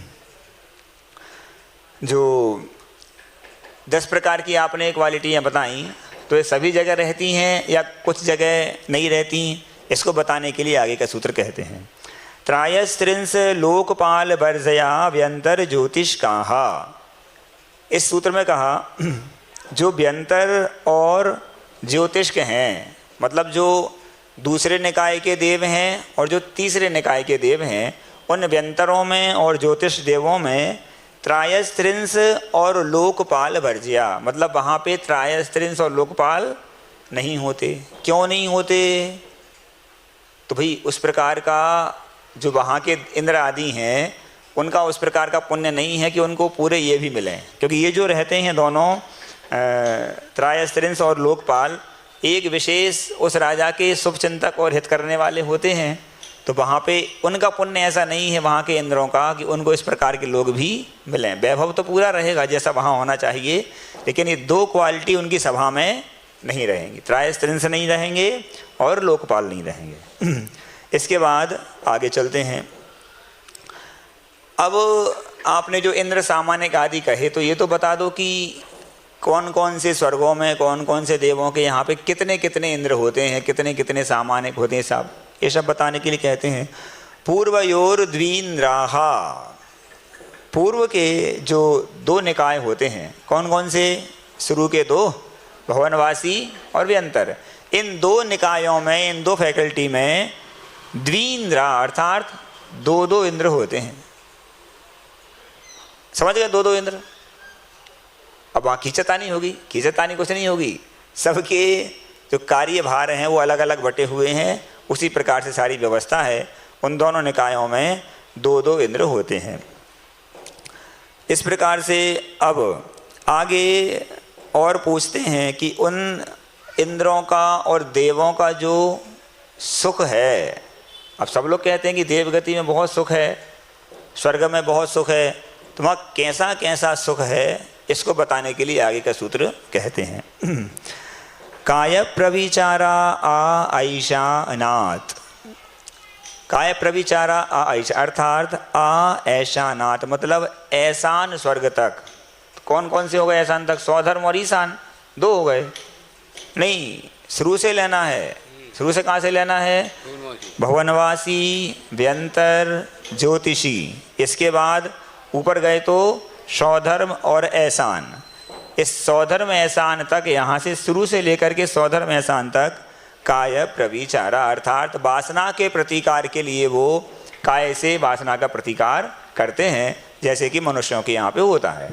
आगे अगले सूत्र में बताते हैं सौधर्म ऐसान तक तो काय से प्रविचार वासना का प्रतिकार करते हैं। उसके आगे क्या करते हैं? वहाँ भी तो देवियाँ होती हैं, उनकी व्यवस्था आगे बताते हैं। शेषः स्पर्श रूप शब्द मनाहा प्रविचाराहा। अब वहाँ पे क्रम से बता दिया। शेष जो बचे, शेष स्वर्ग जो बचे ऊपर ऊपर के, उनमें क्रम से स्पर्श रूप शब्द मनः प्रविचारा अर्थात स्पर्श मतलब स्पर्श करके, रूप मतलब दूर से देख करके, शब्द मतलब आवाज़ को सुन के या उनके आभूषण आदि की आवाज़ को सुन के, बातचीत करके, और मन अर्थात मन में केवल अपनी देवी के विषय में सोचने मात्र से उन लोगों के वासना का प्रतिकार हो जाया करता है। इस प्रकार से वहाँ सारी की सारी व्यवस्था रहती है। अब इसमें एक विशेष व्यवस्था ये है, देवियों के जन्म की क्या व्यवस्था है। आज तो बता दिया कि एक एक देव की 32 तो कम से कम होती हैं, तो देवियों का जन्म की क्या व्यवस्था रहती है। तो आचार्य कहते हैं देवियाँ जो होती हैं वो सारे स्वर्गों में जन्म नहीं लेती, देवियाँ केवल सारी की सारी दूसरे स्वर्ग तक ही उत्पन्न होती हैं। फिर वो ऊपर वाले सारे तो उत्पन्न यहाँ होगी, उसके बाद जैसे ही उत्पन्न होगी तो वहाँ जो देव या इंद्र आदि हैं उनको अवधि ज्ञान से ज्ञात होगा कि हमारे जीवन संगिनी आ गई, तो वहाँ से वो आएंगे ससम्मान और इसको लेकर के। अब मतलब ये व्यवस्था देखो महिलाओं की पहले से ही व्यवस्थित है, हर जगह है कि उसको सम्मान के साथ ही उसका पति लेकर के जाएगा। ये नहीं अकेली कहीं भी भागती फिरेगी, नहीं, वो ससम्मान आएगा और यहाँ से लेकर के वहाँ जाएगा, जहाँ जहाँ की जो जैसी है वहाँ लेकर के जाता है। इस प्रकार से केवल दूसरे स्वर्ग तक देवियाँ उत्पन्न होती हैं, वहाँ आकर के उनके जो भी देव आदि रहते हैं वो उनको ससम्मान ले जाते हैं। अब आगे आपने बता दिया 16 स्वर्ग तक बता दिया, इस प्रकार से वो उनके वासना का प्रतिकार होता है।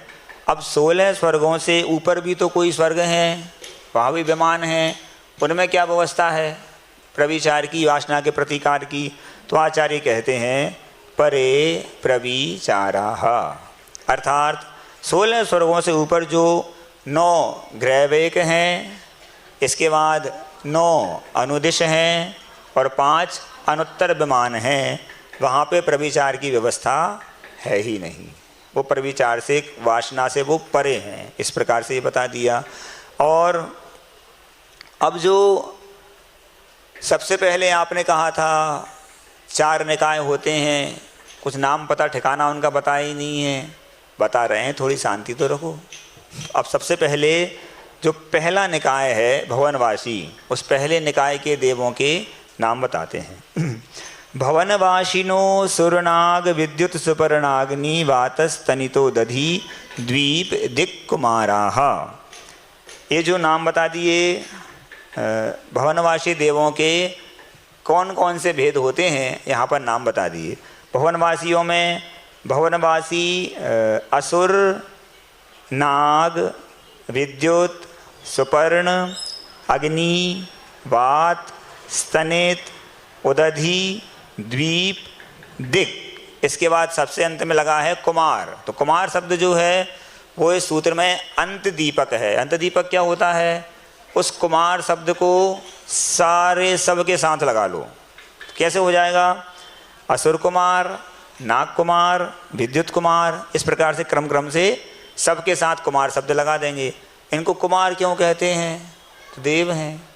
हाँ, कुमार उनको इसलिए कहते हैं, ये जो होते हैं इनकी वेशभूषा, इनका आना जाना, इनका उठना बैठना, ये सारे के सारे जो काम हैं वो कुमार मतलब किशोर बालकों के समान सारे के सारे कार्यक्रम उनके रहते हैं। इसलिए इनके शब्द, इनके नाम के साथ में कुमार शब्द आचार्य महाराज ने जोड़ दिया है।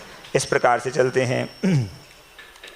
अब इनमें जो विशेष जैसे अग्नि कुमार देव है, उसका क्या काम रहता है, तो जब तीर्थंकर भगवान को निर्वाण की प्राप्ति होती है उस समय सुनते हैं संस्कार करने के लिए वह अग्नि कुमार देव आते हैं।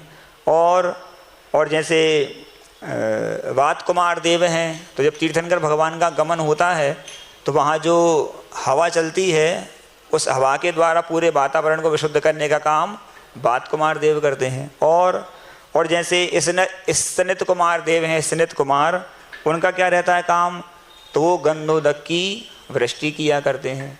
और जैसे नाग कुमार, तो नाग कुमार की विशेष पहचान है कि वो फण से उपलक्षित होते हैं। और असुर कुमार, तो असुर कुमार की एक विशेषता है, क्या विशेषता है, वो लड़ाने भिड़ाने का काम तो करते ही हैं, उनको दूसरों को उठा के फेंकने में बड़ा आनंद आता है।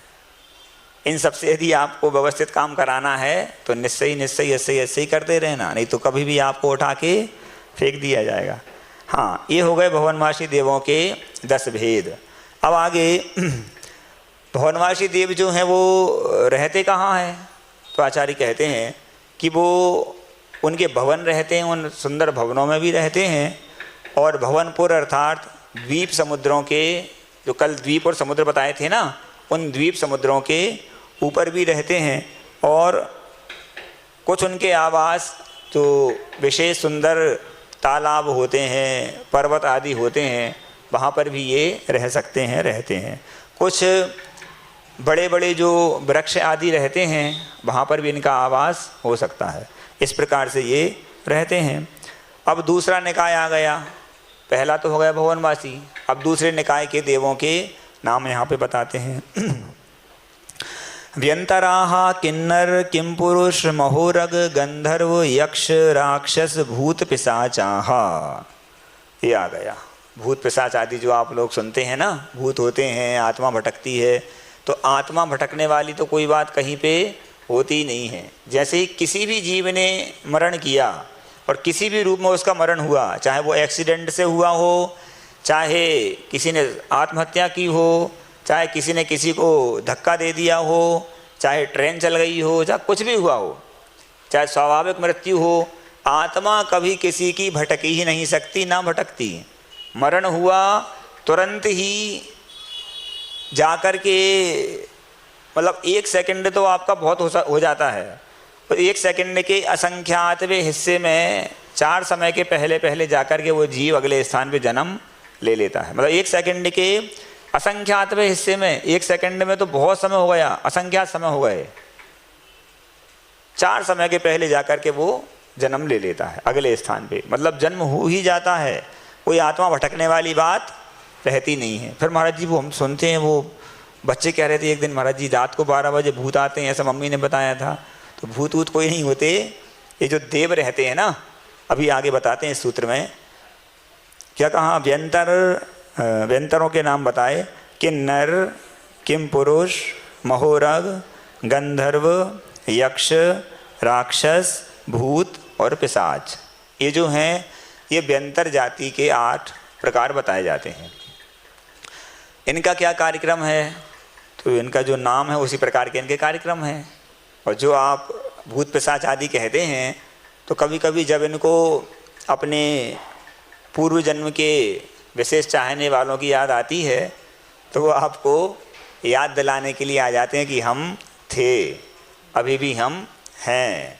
इसलिए किसी से ज़्यादा ना राग करना ना द्वेष करना, नहीं तो वो आ जाएंगे अभियाल, वो याद कर रहे हैं, चलो मिल के आते हैं।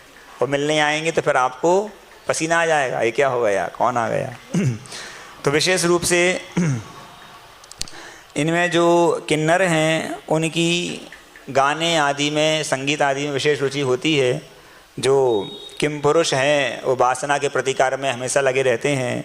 महुरग हैं, उनको महा उरग अर्थात उरग मतलब सर्प, उनको विशेष रूप से सर्प आदि बनकर यत्र तत्र घूमने में उनको आनंद आता है। गंधर्व हैं, उनको गायन आदि में आनंद आता है। और जो यक्ष हैं वह उनको यक्षों के लोभ की बहुत अधिक मात्रा रहती है, लालच उनको बहुत रहता है। वो कभी कभी सुनते हैं कि माल खजाने में सांप बन के भी वो आ जाते हैं, बैठे रहते हैं। और राक्षस जिनको विशेष प्रकार से डरावने रूप बना करके लोगों का आनंद लेने का भाव रहता है, वो राक्षस कहलाते हैं। भूत और पिशाच भी इसी प्रकार के हुआ करते हैं। वो सब आपको बाद में बता देंगे, नहीं अभी डर लग जाएगा। हाँ, अब आगे चलते हैं। इन भवनवासी व्यंतर और अगला निकाय आने वाला है ज्योतिष का। अगला सूत्र है ज्योतिष का सूर्य चंद्रमसौ ग्रह नक्षत्र प्रकीर्णक तारकाश्च। ज्योतिष के देवों में तीसरा निकाय जो है उसमें सूर्य, चंद्र, ग्रह, नक्षत्र और तारे, ये 5 कहलाते हैं ज्योतिषी देव। एक विशेष बात यह है कि चाहे वो भवनवासी हों, चाहे व्यंतर हों और चाहे ज्योतिषी हों, इन तीनों निकायों के देवों का जो जन्म होता है वो मिथ्यात्व के साथ ही हुआ करता है। वो एक बात अलग है कि बाद में वो सम्यक दर्शन प्राप्त कर सकते हैं, लेकिन जन्म तो उनका मिथ्यात्व के साथ ही होगा। तो इनको विशेष रूप से ये नहीं मानना कि बहुत बड़े हो गए। एक प्रकार से देखा जाए तो ये उन वैमानिक देवों के आगे ये कुछ भी नहीं है। अधिकांशतः आप लोग इनको ही सब कुछ मान के सच्चे देव को भी छोड़ देते हैं। ध्यान रखना, इनका जन्म मिथ्यात्व के साथ होता है और कोई गारंटी नहीं है कि सम्यक दर्शन प्राप्त कर ही लें। गारंटी है क्या? कोई गारंटी नहीं है। इसलिए सोच समझ के कार्य करना, नहीं तो ऐसा नहीं हो कि विनय करने के चक्कर में सम्यक दर्शन की धज्जियाँ उड़ जाएं। इस प्रकार से ये होते हैं। सूर्य, चंद्र, ग्रह, नक्षत्र आदि आदि के बारे में जो जानकारियाँ हैं वो चूँकि इतने कम समय में बताना संभव नहीं है। कल मुनि श्री स्वामी सागर जी ने थोड़ा बताने का प्रयास किया था, उसको ही आप ध्यान रखें। चंद्रमा पर जाने की बातें तो बहुत हो रही हैं, लेकिन अभी तक कोई भी चंद्रमा पर इस समय पहुंच नहीं सका है। इस बात को स्मरण में रखें, क्योंकि पूर्व पर उन सारे लोगों की बातों में ही विरोध रहता है। मतलब वहाँ पर पहुँचना भी संभव वर्तमान में इन लोगों के लिए है ही नहीं है। विशेष जो वर्णन है आप उसमें से पढ़ लेना। पूछो तो किस में से? पूछते ही नहीं हो तुम लोग, किस में से? अब पूछ रहे हो, अब कहने से, अब बाद में पूछोगे तो बताएंगे। हाँ, सूर्य चंद्रमा सब हो गया। इसके बाद अब आगे के सूत्र में इनकी विशेष व्याख्या, सूर्य, चंद्रमा, ग्रह, नक्षत्र, तारे, ये सब जो हैं इनमें विशेष रूप से इतना समझ लो कि जो सूर्य और चंद्रमा होते हैं अपने को दिखते एक एक हैं, लेकिन ये एक एक नहीं होते, दो दो होते हैं यहाँ पे, और अन्य स्थानों पे डबल डबल होते चले जाते हैं। तो हमारी दिखता तो एक ही है। तो ऐसा रहता है कि इस प्रकार से दो रहते हैं और वो इस प्रकार से राउंड करते रहते हैं, घूमते रहते हैं। अभी आगे के सूत्र में आने वाला है, तब बताते हैं। वो ज्योतिषी देव जो हैं वो करते क्या हैं उसको बताते हैं। मेरु प्रदक्षिणा नित्य गतयो नृलोके। वह जो ज्योतिषी देव हैं वो मेरु, जो सुमेरु पर्वत बताया था ना कल, इसके जम्बू द्वीप के बीचों बीच में उस सुमेरु पर्वत के नृलोक, उस मनुष्य लोक में उस सुमेरु पर्वत की नित्य गतया, उसकी नित्य ही परिक्रमा करते रहते हैं। कैसी परिक्रमा करते रहते हैं? उस पर्वत को अपने दाहिनी ओर रख के कि बाईं ओर रख के, जैसे आप भगवान की प्रदक्षिणा करते हैं या पड़गान करते समय मुनि महाराज जी की करते हैं, कैसे करते हैं? दायां हाथ रहता है कि बायां रहता है? हाँ, सीधा समझ लो, सीधा और उल्टा, ये ठीक है। तो अपने सीधे हाथ को कहाँ रखते हैं? मुनिराज जी की ओर रखते हैं। उसी प्रकार से वो जो देव हैं वो अपने उस विमान की गति, उसको सिस्टम को मेरू की ओर रख के उसके ऐसा राउंड उसका लगाते हैं। जो राउंड लगाते हैं तो उस राउंड से क्या होता है भाई? घूमने से उनको कौन सा सुख मिल रहा है? उनको सुख मिल रहा हो या नहीं मिल रहा हो, लेकिन अपने को क्या सुख मिल रहा है ये यहाँ पे बताते हैं। तत्कृताः काल विभागः, अर्थात उनके उस गति के द्वारा यहाँ पे और सभी जगह पे काल का विभाग होता है। काल का विभाग क्या होता है? जिसको आप रात और दिन कहते हैं ना, वो रात और दिन वैसे कोई व्यवस्था अलग से नहीं है। सूर्य इस तरफ आ गया घूमते घूमते तो यहाँ पे उजाला हो गया, दिन हो गया, घूम के उस तरफ पहुँच गया तो यहाँ अंधेरा हो गया तो रात हो गई। इस प्रकार से व्यवस्था पूरी की पूरी चलती रहती है। एक विशेष बात है, आप लोग को विद्यालयों में पढ़ाया जाता है कि प्रकाश की भी गति होती है। वो सूर्य चंद्रमा के प्रकाश अपने यहाँ पर इतनी तेज़ी से आता है। आचार्य ऋषि का कहना है, और ये बिल्कुल सत्य भी है, कि प्रकाश की कभी भी गति होती नहीं है। गति प्रकाशवान की होती है। जो सूर्य और चंद्र हैं वो गतिमान हैं, प्रकाश कभी भी प्रकाश में गति होती नहीं है। विषय लंबा है, अभी हम नहीं बता पाएंगे, बाद में कभी समय हो तो महाराज जी से समझ लेना। अब आगे चलते हैं। उनके द्वारा काल का विभाग हो गया। अब आगे क्या करते हैं? आगे जो है आपने बताया कि ये घूमते रहते हैं, तो सारे के सारे घूमते रहते हैं कि कुछ स्टॉप भी लेते हैं, उसको बताने के लिए आगे का सूत्र कह रहे हैं।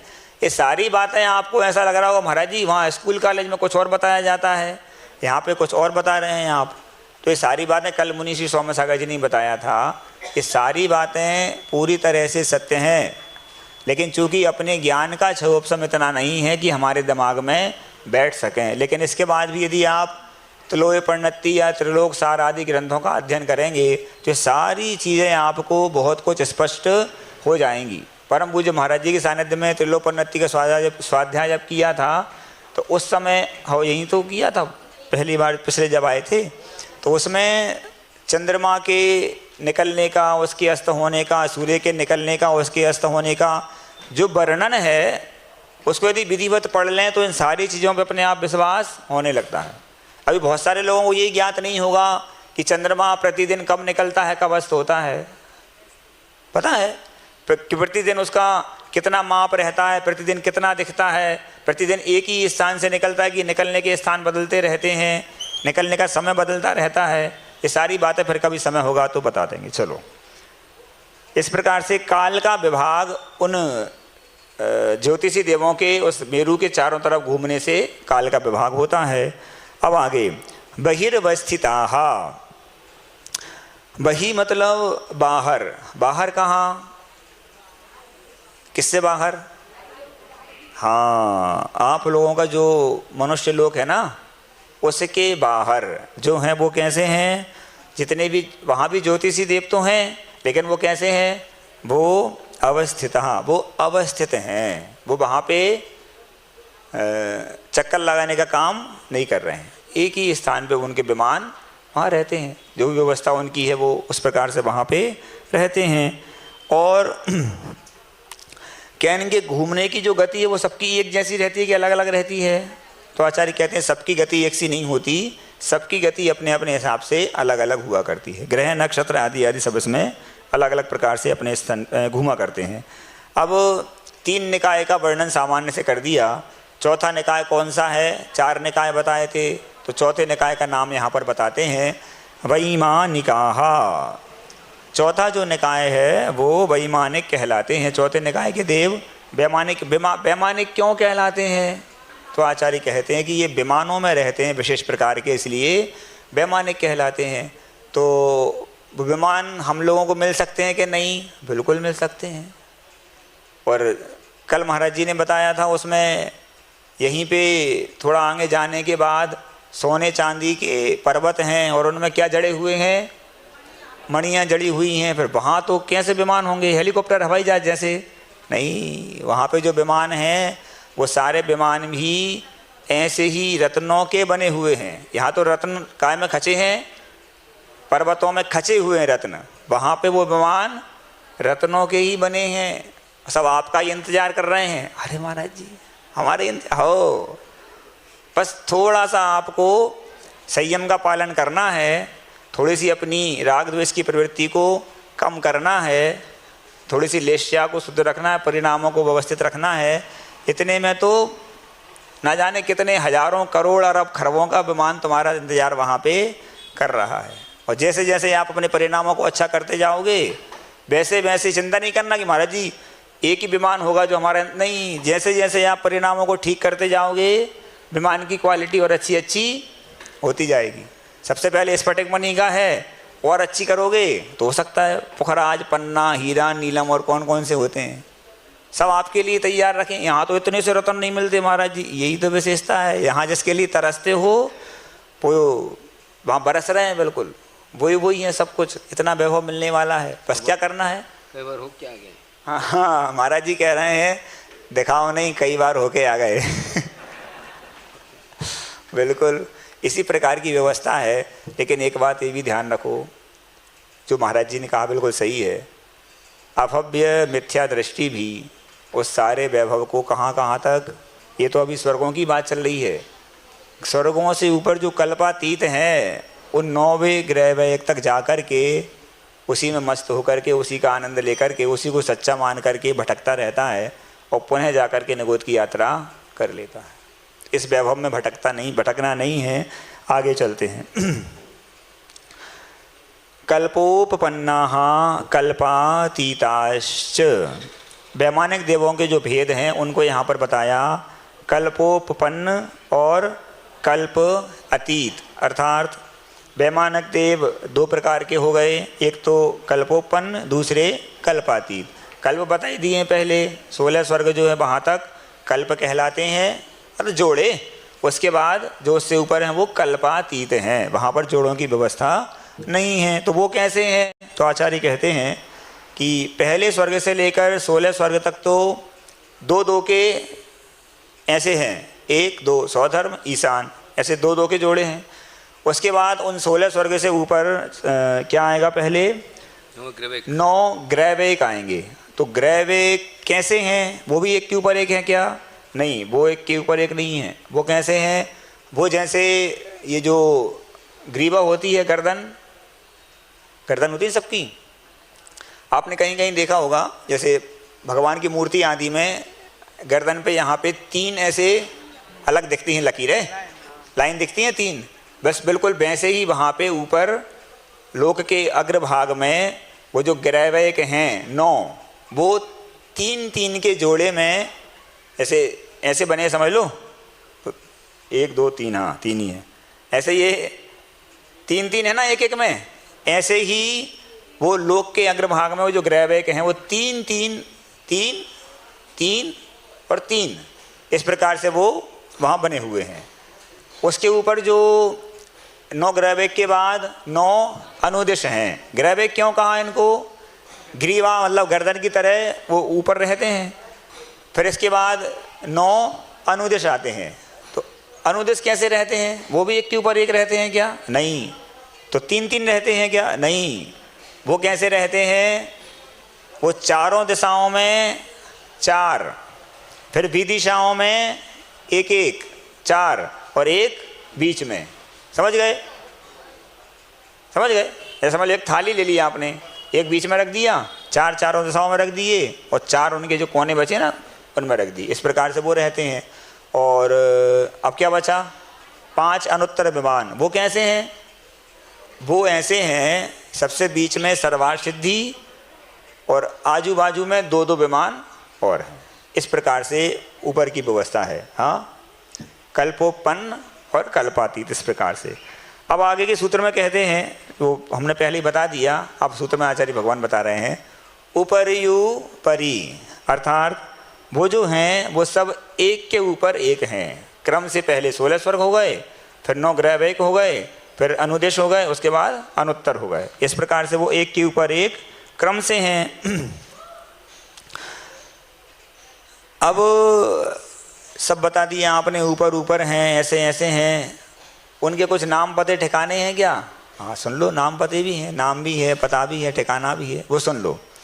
सौधर्म ईशान शानत कुमार माहेंद्र ब्रह्म ब्रह्मोत्तर लांतव कापिष्ठ शुक्र महाशुक्र सतार सहस्रा रेशवानत प्राण तयोरारणाश्युत योर नवसु ग्रैवेय केशु विजय वै जयंत जयंता पराजितेषु सर्वार्थ सिद्धौ च। ये यहाँ पर सारे के सारे उर्दू लोक के नाम पते यहाँ पर एक सूत्र में आचार्य भगवान ने दे दिए। कौन कौन से हैं? तो सौधर्म, ऐसान, सानत कुमार, माहेंद्र। गिनते जाना आप लोग, नहीं तो भूल जाए, गड़बड़ हो जाए। सबके उपवास है ना आज। हाँ देखो, आप लोगों की तपस्या से मौसम में भी थोड़ा ठंडक आ रही है, चिंता नहीं करो। इधर महाराज जी की माला चल रही है और सब कुछ अच्छा हो रहा है। आप लोग बस थोड़ा साहस रखो। अब क्या, 14 दिन तो हो ही गया, कल 5वां और उसके बाद तो फिर गाड़ी ढलान पे यूँ चले जाएंगे, पता ही नहीं चलेगा, है ना। हाँ, चिंता नहीं करना, जिनके उपवास हो रहे हैं करते जाओ। हाँ, सौधर्म, ऐसान, शानत कुमार, माहेंद्र, ब्रह्म ब्रह्मोत्तर, लांतव, कापिष्ठ, शुक्र, महाशुक्र, सतार, सहस्रार, इसके बाद आनत, प्राणत, आरण, अच्युत। ये तो हो गए 16 स्वर्ग। इसके बाद नवसु ग्रैवेय केशु, तो 9 ग्रैवेय किसके बाद हैं? उनके नाम क्या हैं? तो उनके नाम तो यहाँ पे उन्होंने बताई नहीं है। ये नाम तो कुछ और आ गए, चिंता नहीं कर, उसके नाम आप लोग बताई दें कि आप लोग पढ़ लोगे? बताई दें, हाँ सुन लो। तो उनके नाम हैं सुदर्शन, अमोघ, सुप्रबुद्ध, यशोधर, सुभद्र, सुविशाल, सुमनस, सौमनस और प्रीतिंकर, ये 9 ग्रहवेग हो गए। अब इसके बाद 9 ग्रहवेग के बाद क्या है, 9 अनुदेश हैं, उसके बाद 5 अनुत्तर विमान हैं। 5 अनुत्तर कौन कौन से हैं? विजय, वैजयंत, जयंत, अपराजित और सर्वात सिद्धि। इस सूत्र की एक विशेष बात आचार्य श्री बताते हैं कि इसमें कई स्थानों पे जो संस्कृत में विभक्तियाँ लगती हैं, उन विभक्तियों को कई स्थानों पे परिवर्तित किया गया है, तोड़ा गया है। वो क्यों तोड़ा गया है और उनका क्या क्या अर्थ निकलता है, ये सारी बातें बताएंगे तो अभी भक्ति का समय भी निकल जाएगा, इसलिए इन सारी बातों को आप लोग बाद में महाराज जी से समझ लेना। अब आगे चलते हैं। ये तो आपने बता दिया कि नाम बता दिए, ऊपर ऊपर में बता दिए। अब उनका क्या विशेषता, उनकी सुख वगैरह कैसा रहता है, इसको और बता दो। सबको हमको अब चिंता हो रही है जाने की, अब तो बिल्कुल याद ही आने लगी। पहला दूसरा कौन सा पसंद करना है कर लो। तो देखते हैं। स्थिति प्रभाव सुख द्युति लेश्या विशुद्धीन्द्रियावधि विषयतोधिकाः। यहाँ पर बताते हैं ऊपर ऊपर के जो देव हैं उनकी स्थिति, उनका प्रभाव, सुख, द्युति, लेस्या विशुद्धि, इंद्रिय के विषय और अवधि ज्ञान का विषय जो होता है वो उत्तरोत्तर ऊपर ऊपर बढ़ते क्रम में रहता है। कैसे? स्थिति मतलब उनके जो आयु होती है, वहाँ रुकने का जो समय रहता है उस भव में, वो उत्तरोत्तर समय बढ़ते क्रम में रहता है। मतलब आयु भी आगे बताएंगे ना तो समझ में आ जाएगा। प्रभाव क्या होता है? तो उनकी जो आज्ञा आदि चलना है, वैभव जो ऐश्वर्य आदि रहता है वो प्रभाव कहलाता है। सुख, तो वहाँ पे सुख तो है ही सबको, लेकिन उसमें भी साता वेदनीय का कितना किसको विशेष क्षयोपम है, इस सारी व्यवस्था को लेकर के सुख पूरा पूरा बढ़ते बढ़ते क्रम में रहता है। मतलब जितना स्वधर्म ईशान में रहेगा उससे ऊपर और आगे और आगे और आगे ऐसा। लेश्या विशुद्धि, तो लेश्याओं की विशुद्धि भी वहाँ पे बढ़ते क्रम में ऊपर ऊपर अधिक रहती है। इंद्रियों के जो विषय हैं और अवधि ज्ञान का जो विषय है वो सब कुछ कुछ बढ़ते बढ़ते क्रम में रहता है। कितना कितना होता है इस सब को तो अपन बाद में ही समझेंगे, क्योंकि आप सब समझदार हैं। हाँ, अब आगे। गति शरीर परिग्रहाभिमानतो हीनाः। इसमें क्या कह रहे हैं?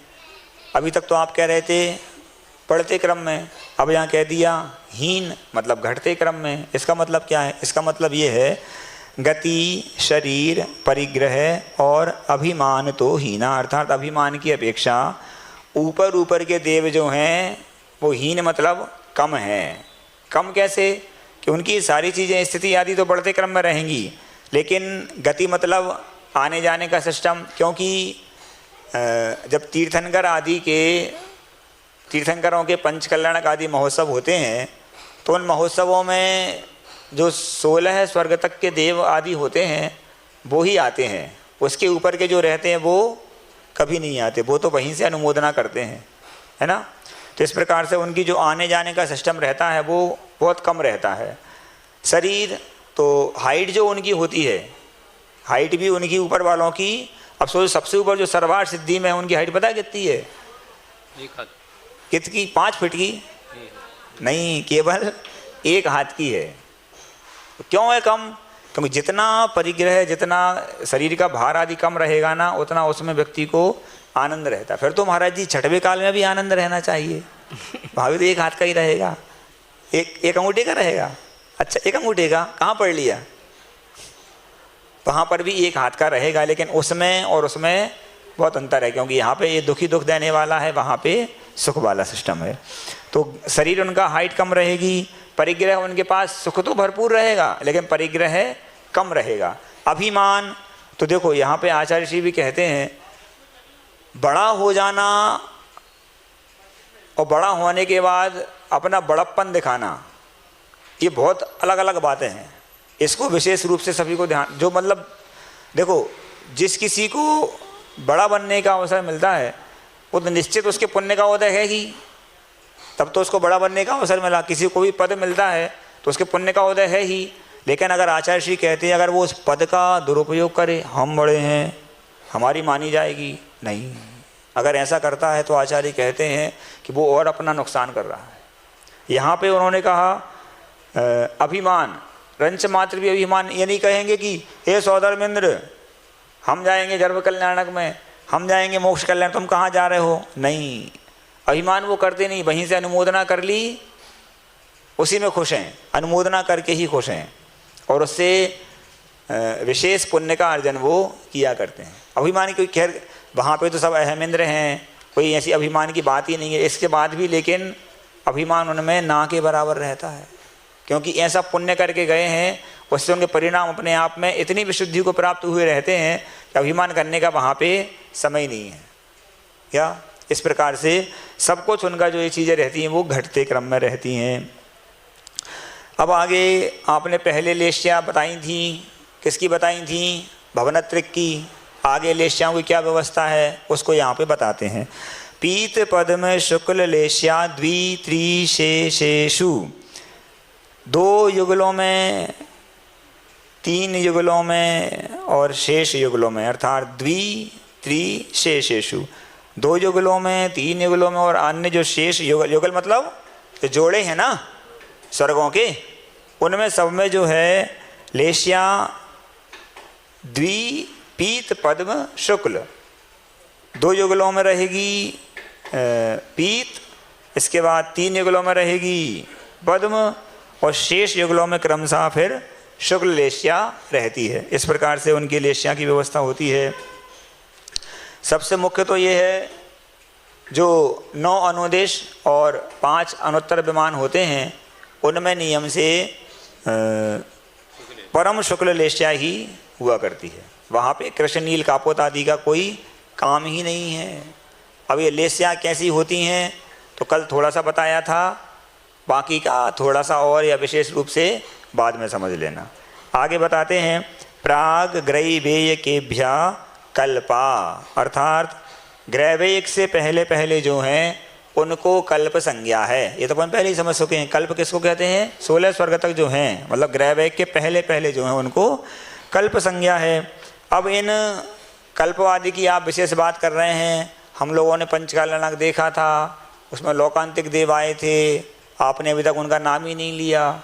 वो कहाँ हैं, कैसे हैं, पूरा तो बता दिया आपने, सर्वार्थ सिद्धि तक बता दिया, पूरा लोकांतिक का नाम ही नहीं लिया। उसको बताते हैं ब्रह्म लोकालया लौकांतिकाः, अर्थात जो लोकांतिक देव हैं वो ब्रह्म लोक के अंत में उनका निवास स्थान माना जाता है। तो वो लोकांतिक देव हैं, क्या उनकी विशेषता है, जैसा उनका नाम है ना लोकांतिक, अर्थात जिनके लोक का अंत एकदम एक प्रकार से होने ही वाला है। कैसे होने वाला है, उस लोकांतिक देव की आयु पूरी करेंगे, मनुष्य बनेंगे और नियम से निर्वाण को प्राप्त करेंगे। तो यही अच्छा है महाराज जी, हमको बता दो कैसे बनते हैं। बहुत अच्छी बात है, बहुत सरल है। आचार्य श्री अक्सर कहते हैं जो 12 भावनाओं का हमेशा चिंतन करते रहते हैं उनको विशेष रूप से उस लोकांतिक पद की प्राप्ति होती है। त्रिलोक सार आदि ग्रंथों में, त्रिलोक परिणति आदि ग्रंथों में मुनिराजों को ही ये पद मिलता है, ऐसा वर्णन मिलता है। लेकिन कभी आचार्य श्री के मुख से ऐसा सुनने में आया है कि श्रावक भी इस पद को प्राप्त कर सकते हैं। अब आचार्य श्री ने कहाँ से रेफरेंस लेकर के बताया है ये हमको पता नहीं है, लेकिन उनके मुख से भी सुनने में आया है कि जी, अच्छा हाँ, महाराज जी बता रहे हैं, विनीत सागर महाराज जी, द्रव्य संग्रह ग्रंथ की जो टीका है उसके दूसरे अधिकार के अंतिम गाथा की टीका में ऐसा वर्णन है कि श्रावक भी, अब तो खुश हो जाओ, लेकिन करना क्या पड़ेगा, 12 भावनाओं का चिंतन करना पड़ेगा। और कोई बड़ा काम नहीं है। आप लोग पढ़ते रहते हैं, अरे क्या 12 भाव राजा राणा तो रोज कितनी बार पढ़ लिया। वो राजा राणा ऐसा नहीं है साधारण, उसमें बहुत बहुत बहुत एक एक पंक्ति में, एक एक शब्द में चिंतन करने बैठो कई कई महीने निकल जाए, ऐसा सार है। ऐसे वैराग्य को उपजाने वाली वो माता के समान आचार्य ज्ञान सागर जी कहा करते थे। ये 12 भावना जो हैं वैराग्य को उत्पन्न करने के लिए माँ के समान है। इनका चिंतन हमेशा करते रहना और निश्चित रूप से लोकांतिक देव बनने में विशेष रूप से सहायक होती हैं। जी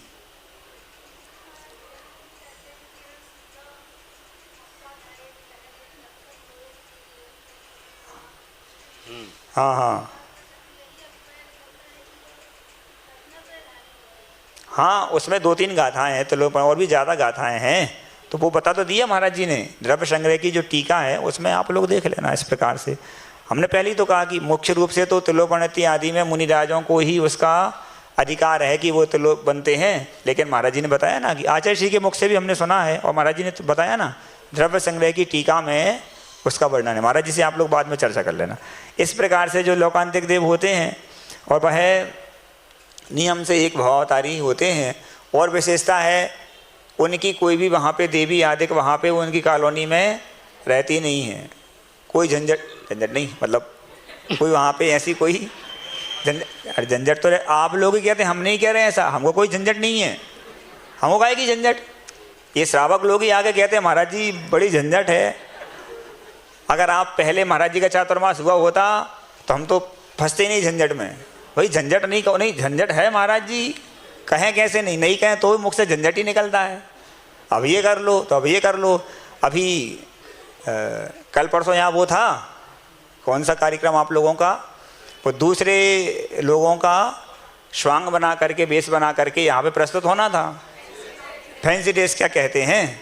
तो उसमें एक पुरुष ने हमको अपना रोना सुनाया, महाराज जी बड़ी झंझट है। क्यों भाई, क्या हो गया? अब क्या बताऊं महाराज जी? अरे बता ही दो भैया। महाराज जी वो ये कह रही है हमारी धर्मपत्नी तुम रावण का रोल अदा करो। अरे हमने कहा भाई अब बोलो कैसी झंझट, अच्छे भले आदमी को रावण बना रही है। बनना पड़े, नहीं बनो तो झंझट, बन जाओ तो झंझट। क्या करें महाराज जी, चिंता नहीं करो, मानना तो पड़ेगा। इस प्रकार से झंझट रहती है। तो मतलब वहाँ पे हम नहीं कह रहे, आप लोग ही कहते हो, इसलिए हमारे मुख से निकल गया। हमको तो क्या बहुत अच्छा है। श्राविकाएँ हैं, श्राविका तो जरूरी है भाई, अगर ये नहीं होगी तो तीर्थंकर कहाँ से आएंगे? आचार्य विद्यासागर कैसे जन्म लेंगे? मुनिश्री योग सागर जी, मुनिश्री विनीत सागर जी, मुनिश्री सौम्य सागर जी कैसे जन्म लेंगे? तो क्या आप है ना, ये तो है। तो आप क्या ऊपर जाएंगे? नहीं, हमारे तो माता पिता सब कुछ आचार्य श्री हैं। हाँ, तो इस प्रकार से इतना ही समझते हैं कि वहाँ पे उनके पास देवी नहीं है, कोई बाल बच्चे नहीं हैं, कोई इस प्रकार की व्यवस्था वहाँ पे नहीं रहती। आगे चलते हैं, उनके नाम यहाँ पर बताते हैं। सारस्वतादित्य वहन्य ऋण गर्द तोय तुसिता व्यावाधा रिष्टाश्च। उनके नाम हैं क्रम से सारस्वत, आदित्य, वहनी, अरुण, गर्दतोय, तुषित, अव्यावाद और अरिष्ट। ये 8 जो होते हैं वो लोकांतिक देव कहलाते हैं। इनकी और कोई विशेष व्यवस्था है क्या? तो इनकी एक विशेष व्यवस्था ये है कि इनकी जो संख्या है वो संख्या कैसी है, जैसे आप लोग बोली लगाते हैं ना यहाँ पे, उस प्रकार की उनकी संख्या वहाँ पर रहती है। 7,717, 13,313, 15,515, ऐसा करते हैं ना। इसी प्रकार की उस रेशों में उनकी वहाँ पे संख्या रहती है। उसमें चित्र बनाए, आप लोग देख लेना। आगे बताते हैं, विजयादिषु द्विचरमाः। जो विजयादिषु कौन से हैं? जो 5 अनुत्तर विमान हैं उनको विजयादिषु कहा जाता है। विजय, वैजयंत, जयंत, अपराजित और सर्वासिद्धि। वो जो हैं उन विजय, वैजयंत, जयंत, अपराजित और 9 अनुदिश विमानों में जो देव होते हैं वो द्विचरम शरीरी होते हैं। द्विचरम शरीरी क्या होता है? 2 भाव धारण करके वो कहाँ जाते हैं? मोक्ष चले जाते हैं। सोचो कैसा पुण्य है उनका। अपन का कितने भाव अभी बाकी हैं कोई पता नहीं है। भले पता नहीं है, लेकिन ये तो अपने को पता है कि हम संसार में भटक रहे हैं। यही कम से कम सोच के कि हम भटकन से बच जाएं, धर्म ध्यान करना प्रारंभ कर दो। बिना धर्म ध्यान के तो होना ही नहीं है, चाहे कुछ भी कर लेना। तो इस प्रकार से वो जो विजयादिषु वाले होते हैं द्विचरम होते हैं। आगे, औपपादिक मनुष्येभ्यः शेषास तिर्यग योनयाः। अर्थात औपपादिक जो उपपाद से जिनका जन्म होता है। कौन कौन का होता है उपपाद से? एक तो देवों की बात चली, उनका उपपाद से होता है, और दूसरे नारकियों का भी उपपाद से होता है। दोनों के उपपाद जन्म में लेकिन जमीन आसमान का अंतर है। यहाँ जन्म हुआ, देव लोग स्वागत के लिए खड़े हैं, धुंध भी बज रही है, बैंड बाजे बज रहे हैं, और वहाँ खुद का ही बैंड बजता है। कैसे? ऊपर के स्थान से जा कर के वो गेंद की तरह उल्टे मुंह गिरता है। और कहाँ गिरता है? मखमल के गद्दे पे नहीं, नाना प्रकार कांटे आटे नहीं, नाना प्रकार के अस्त्र शस्त्र गड़े हैं नुकीले। जाते सी पूरा शरीर उसमें छिद जाता है। फिर क्या छिद गया? फिर जितनी तेजी से गिरा था ना, उतनी तेजी से वो फिर उनको उठा के वो अस्त्र शस्त्र ऊपर फेंकते हैं। जैसे बॉल आप गेंद रहती है ना, उसको जितनी तेजी से नीचे दोगे ना, उतनी तेजी से वो ऊपर जाएगी। वैसे ही वो शरीर नार की वहाँ से गिरता है, पूरे प्रेशर से गिरेगा, पूरा शरीर छिद जाएगा, भिद जाएगा, ऐसी बिल्कुल भयानक पीड़ा होगी। और पुनः उछलेगा, फिर गिरेगा, फिर उछलेगा, फिर गिरेगा। ऐसा चलता है जन साहब, सरल नहीं है। हाँ, इस प्रकार से औपाधिक देव और नार की और औपाधिक मनुष्यभ्या, औपाधिक मनुष्य और 5 जन्म वाले देव और नार की और मनुष्यों के अलावा शेषास तिर्यग योनया, जो शेष बचे हैं मनुष्यों को छोड़ के और नार की और देवों को छोड़ के, वो क्या कहलाते हैं? वो सब त्रयंश योनि वाले कहलाते हैं। अब आगे देवों की बात चल रही है, तो सबसे पहला निकाय जो था भवनवासी, उनकी आयु के बारे में बताते हैं। स्थिति रसुरनाग स्वपर्णद्वीप शेषानाम सागरोपम त्रिपल्योपमार्दहीन मिताः। भवनवासी देवों में असुर, नाग, स्वपर्ण, द्वीप, कुमार शब्द तो लगा ही है। असुर कुमार, नाग कुमार, स्वपर्ण कुमार, द्वीप कुमार और शेषानाम, और शेष जो बचे उनकी आयु क्रमशः सागरोपम अर्थात सागरोपम, त्रिपल्योप अर्थात 3 पल, अर्धहीन मिता अर्थात 3 पल्ले से फिर आधी आधी कम करते जाओ। तो इस प्रकार से सागरोपम 3 पल्ले, 3 पल्ले के बाद आधा पल्ले कम कर दी तो 2.5 पल्ले, 2.5 पल्ले में से फिर आधा कम कर दिया तो 2 पल्ले, इस प्रकार से 2 पल्ले के बाद फिर आधा कम कर दिया तो 1.5 पल्ले। तो उस प्रकार से 1.5 पल्ले पूरी आयु उनकी, शेष जो बचे हैं उनकी 1.5 पल्ले आयु वहाँ पर रहती है। अब ये आयु हो गई किसकी? भवनवासी देवों की। इसके बाद सौधर्म और ऐशान की आयु बताने के लिए सूत्र कहते हैं, तो महाराज जी व्यंतर और ज्योतिष का क्या होगा? उनकी आयु नहीं होती क्या? उनकी भी होती है, लेकिन थोड़ा सा आप रेस्ट कर लो, पहले सौधर्म आदि की समझ लो। सौधर्म ईशानयोः सागरोपमे धिके या सागरोपमे अधिके, इस प्रकार से ये सूत्र आता है। इसमें सौधर्म और ऐसान इनकी आयु कितनी है? सागरोपमे अधिके अर्थात 2 सागर से कुछ अधिक है। कुछ अधिक कितनी? तो इसका वर्णन बाद में कभी बताएंगे, अभी समय बहुत हो जाएगा। इतना समझ लो कि सौधर्म और ऐसान की जो आयु है वो सागरोपमे अधिक अर्थात सागरोपम 2 सागर से कुछ अधिक है। इसके बाद आगे सानत कुमार माहेंद्र योः सप्त अर्थात सौधर्म ऐसान, फिर सानत कुमार माहेंद्र, इनकी कितनी है? सानत कुमार और माहेंद्र की 7 सागर से कुछ अधिक है। इसके बाद शेष कल्पों में क्या व्यवस्था है? 3 सप्त नवैकादश त्रयोदश पंचदशभिरधिकानि तु।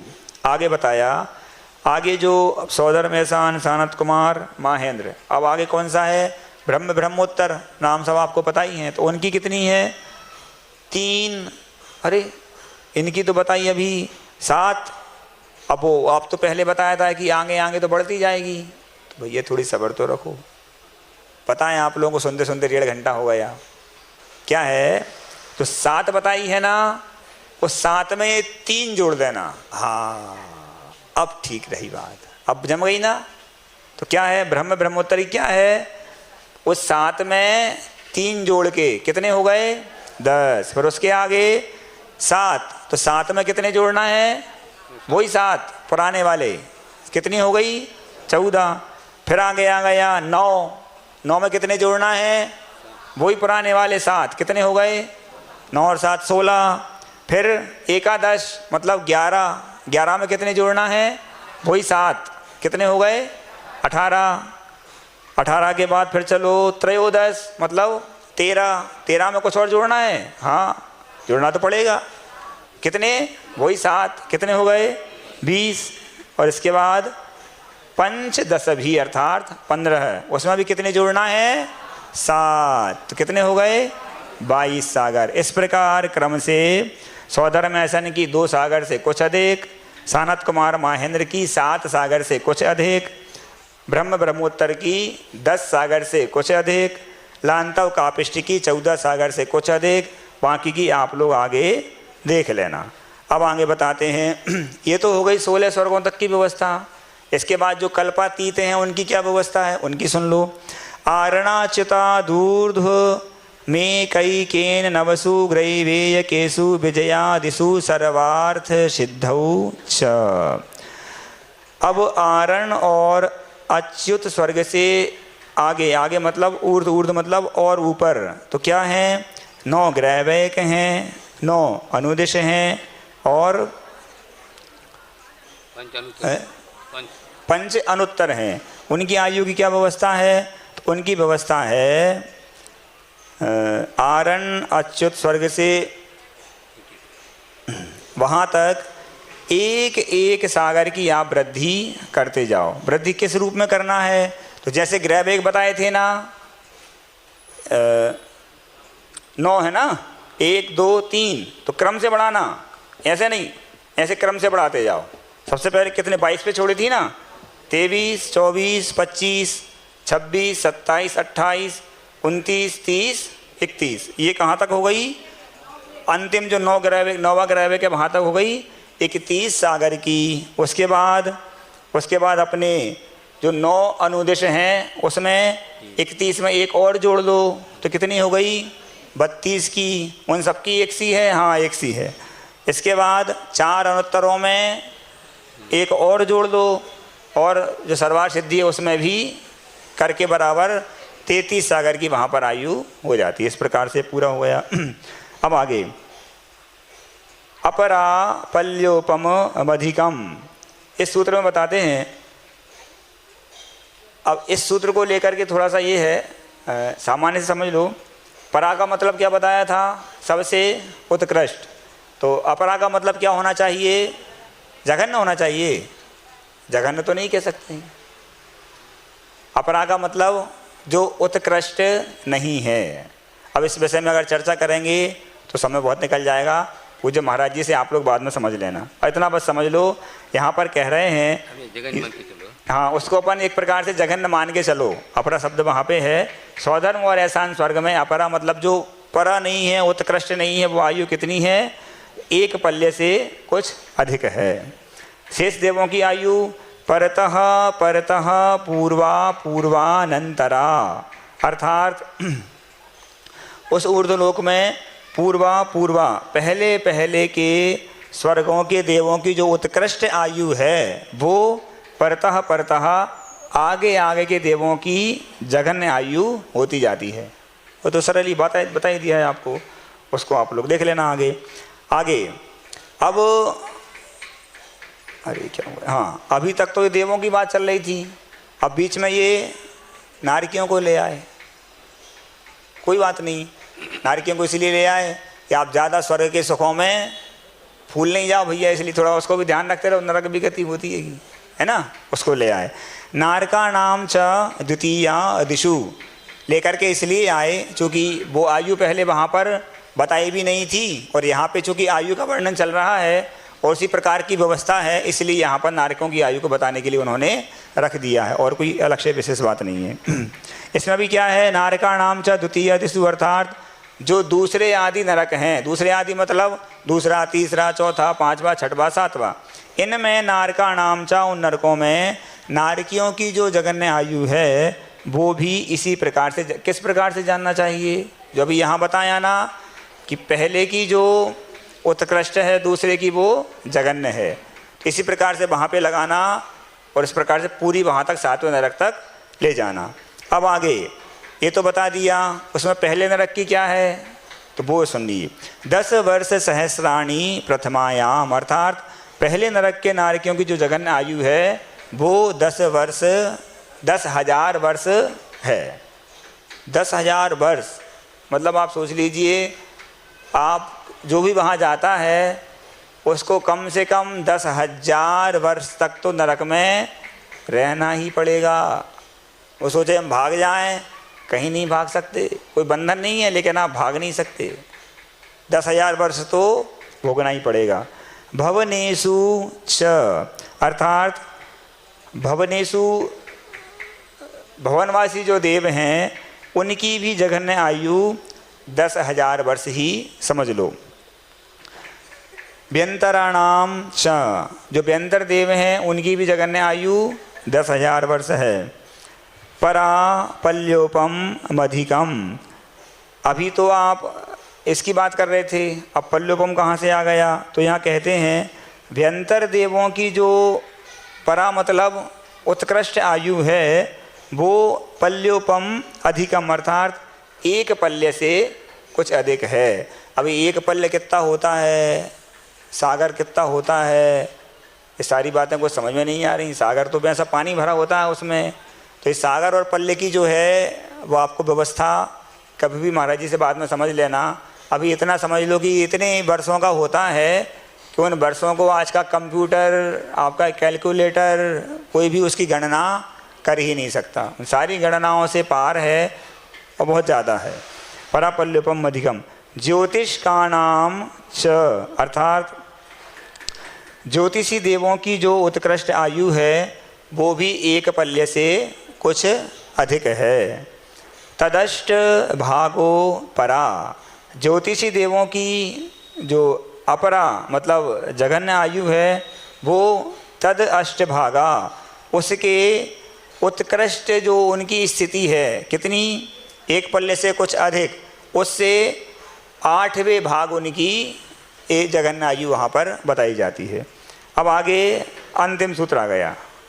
लौकांतिका नाम अष्टौ सागरोपमानी सर्वेशाम।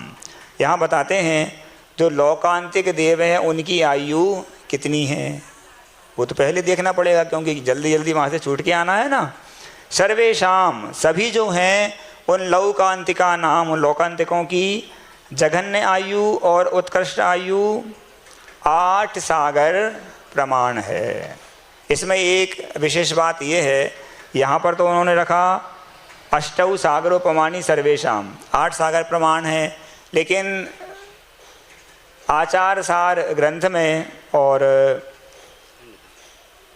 त्रिलोक सार ग्रंथ में शायद जहाँ तक ध्यान आ रहा है, उन ग्रंथों में ये जो लोकांतिक देव हैं इनमें जो अरिष्ट कुल के देव हैं उनकी आयु कितनी बताई है, 9 सागर प्रमाण बताई है। यहाँ तो सर्वेशाम कहा 8 सागर प्रमाण, लेकिन उन 2 ग्रंथों में 9 सागर प्रमाण अरिष्ट कुल की जाति के देवों की आयु का वर्णन आचार्य भगवान ने वहाँ पर किया है। इस प्रकार से ये जो ऊर्ध्वलोक की सारी व्यवस्था है वो बहुत कम संक्षेप में यहाँ पे आपके सामने रख दी गई है। उस ऊर्ध्वलोक में और अनेक विशेषताएं भरी हुई हैं, अनेक विस्तार है। विस्तार इतना है कि बताना संभव ही नहीं है। आप लोगों को बाद में समय मिले तो आप परम पूज्य महाराज जी से और सभी महाराज जियों से अपने हिसाब से उसको समझते रहना। लेकिन ये जो ऊर्ध्वलोक बताया है, इस ऊर्ध्वलोक से भी और ऊपर अपने को जाना है, जिसका वर्णन अभी यहाँ पे नहीं किया गया है। इस धारणा को लेकर के अपने को चलना है, क्योंकि ये जो ऊर्ध्वलोक है यहाँ तक तो जाने के बाद निश्चित रूप से नीचे आना ही पड़ेगा। इसके ऊपर जो ऊर्ध्वलोक है वहाँ एक बार यदि चले गए, सिद्ध बन गए एक बार, तो फिर वहाँ से लौट के आने की आवश्यकता नहीं पड़ेगी। हम सभी उस सही ऊर्ध्वलोक तक जाने का पुरुषार्थ में करें, इसी मंगल भावना के साथ। बोलिए भगवान महावीर स्वामी की जय। आचार्य भगवान उमा स्वामी मुनि महाराज की जय। आचार्य गुरुवर विद्यासागर जी मुनि महाराज की जय। नमोस्तु स्वाध्याय निष्ठापन बेलायाम कायो सर्गम करोम्यहम्।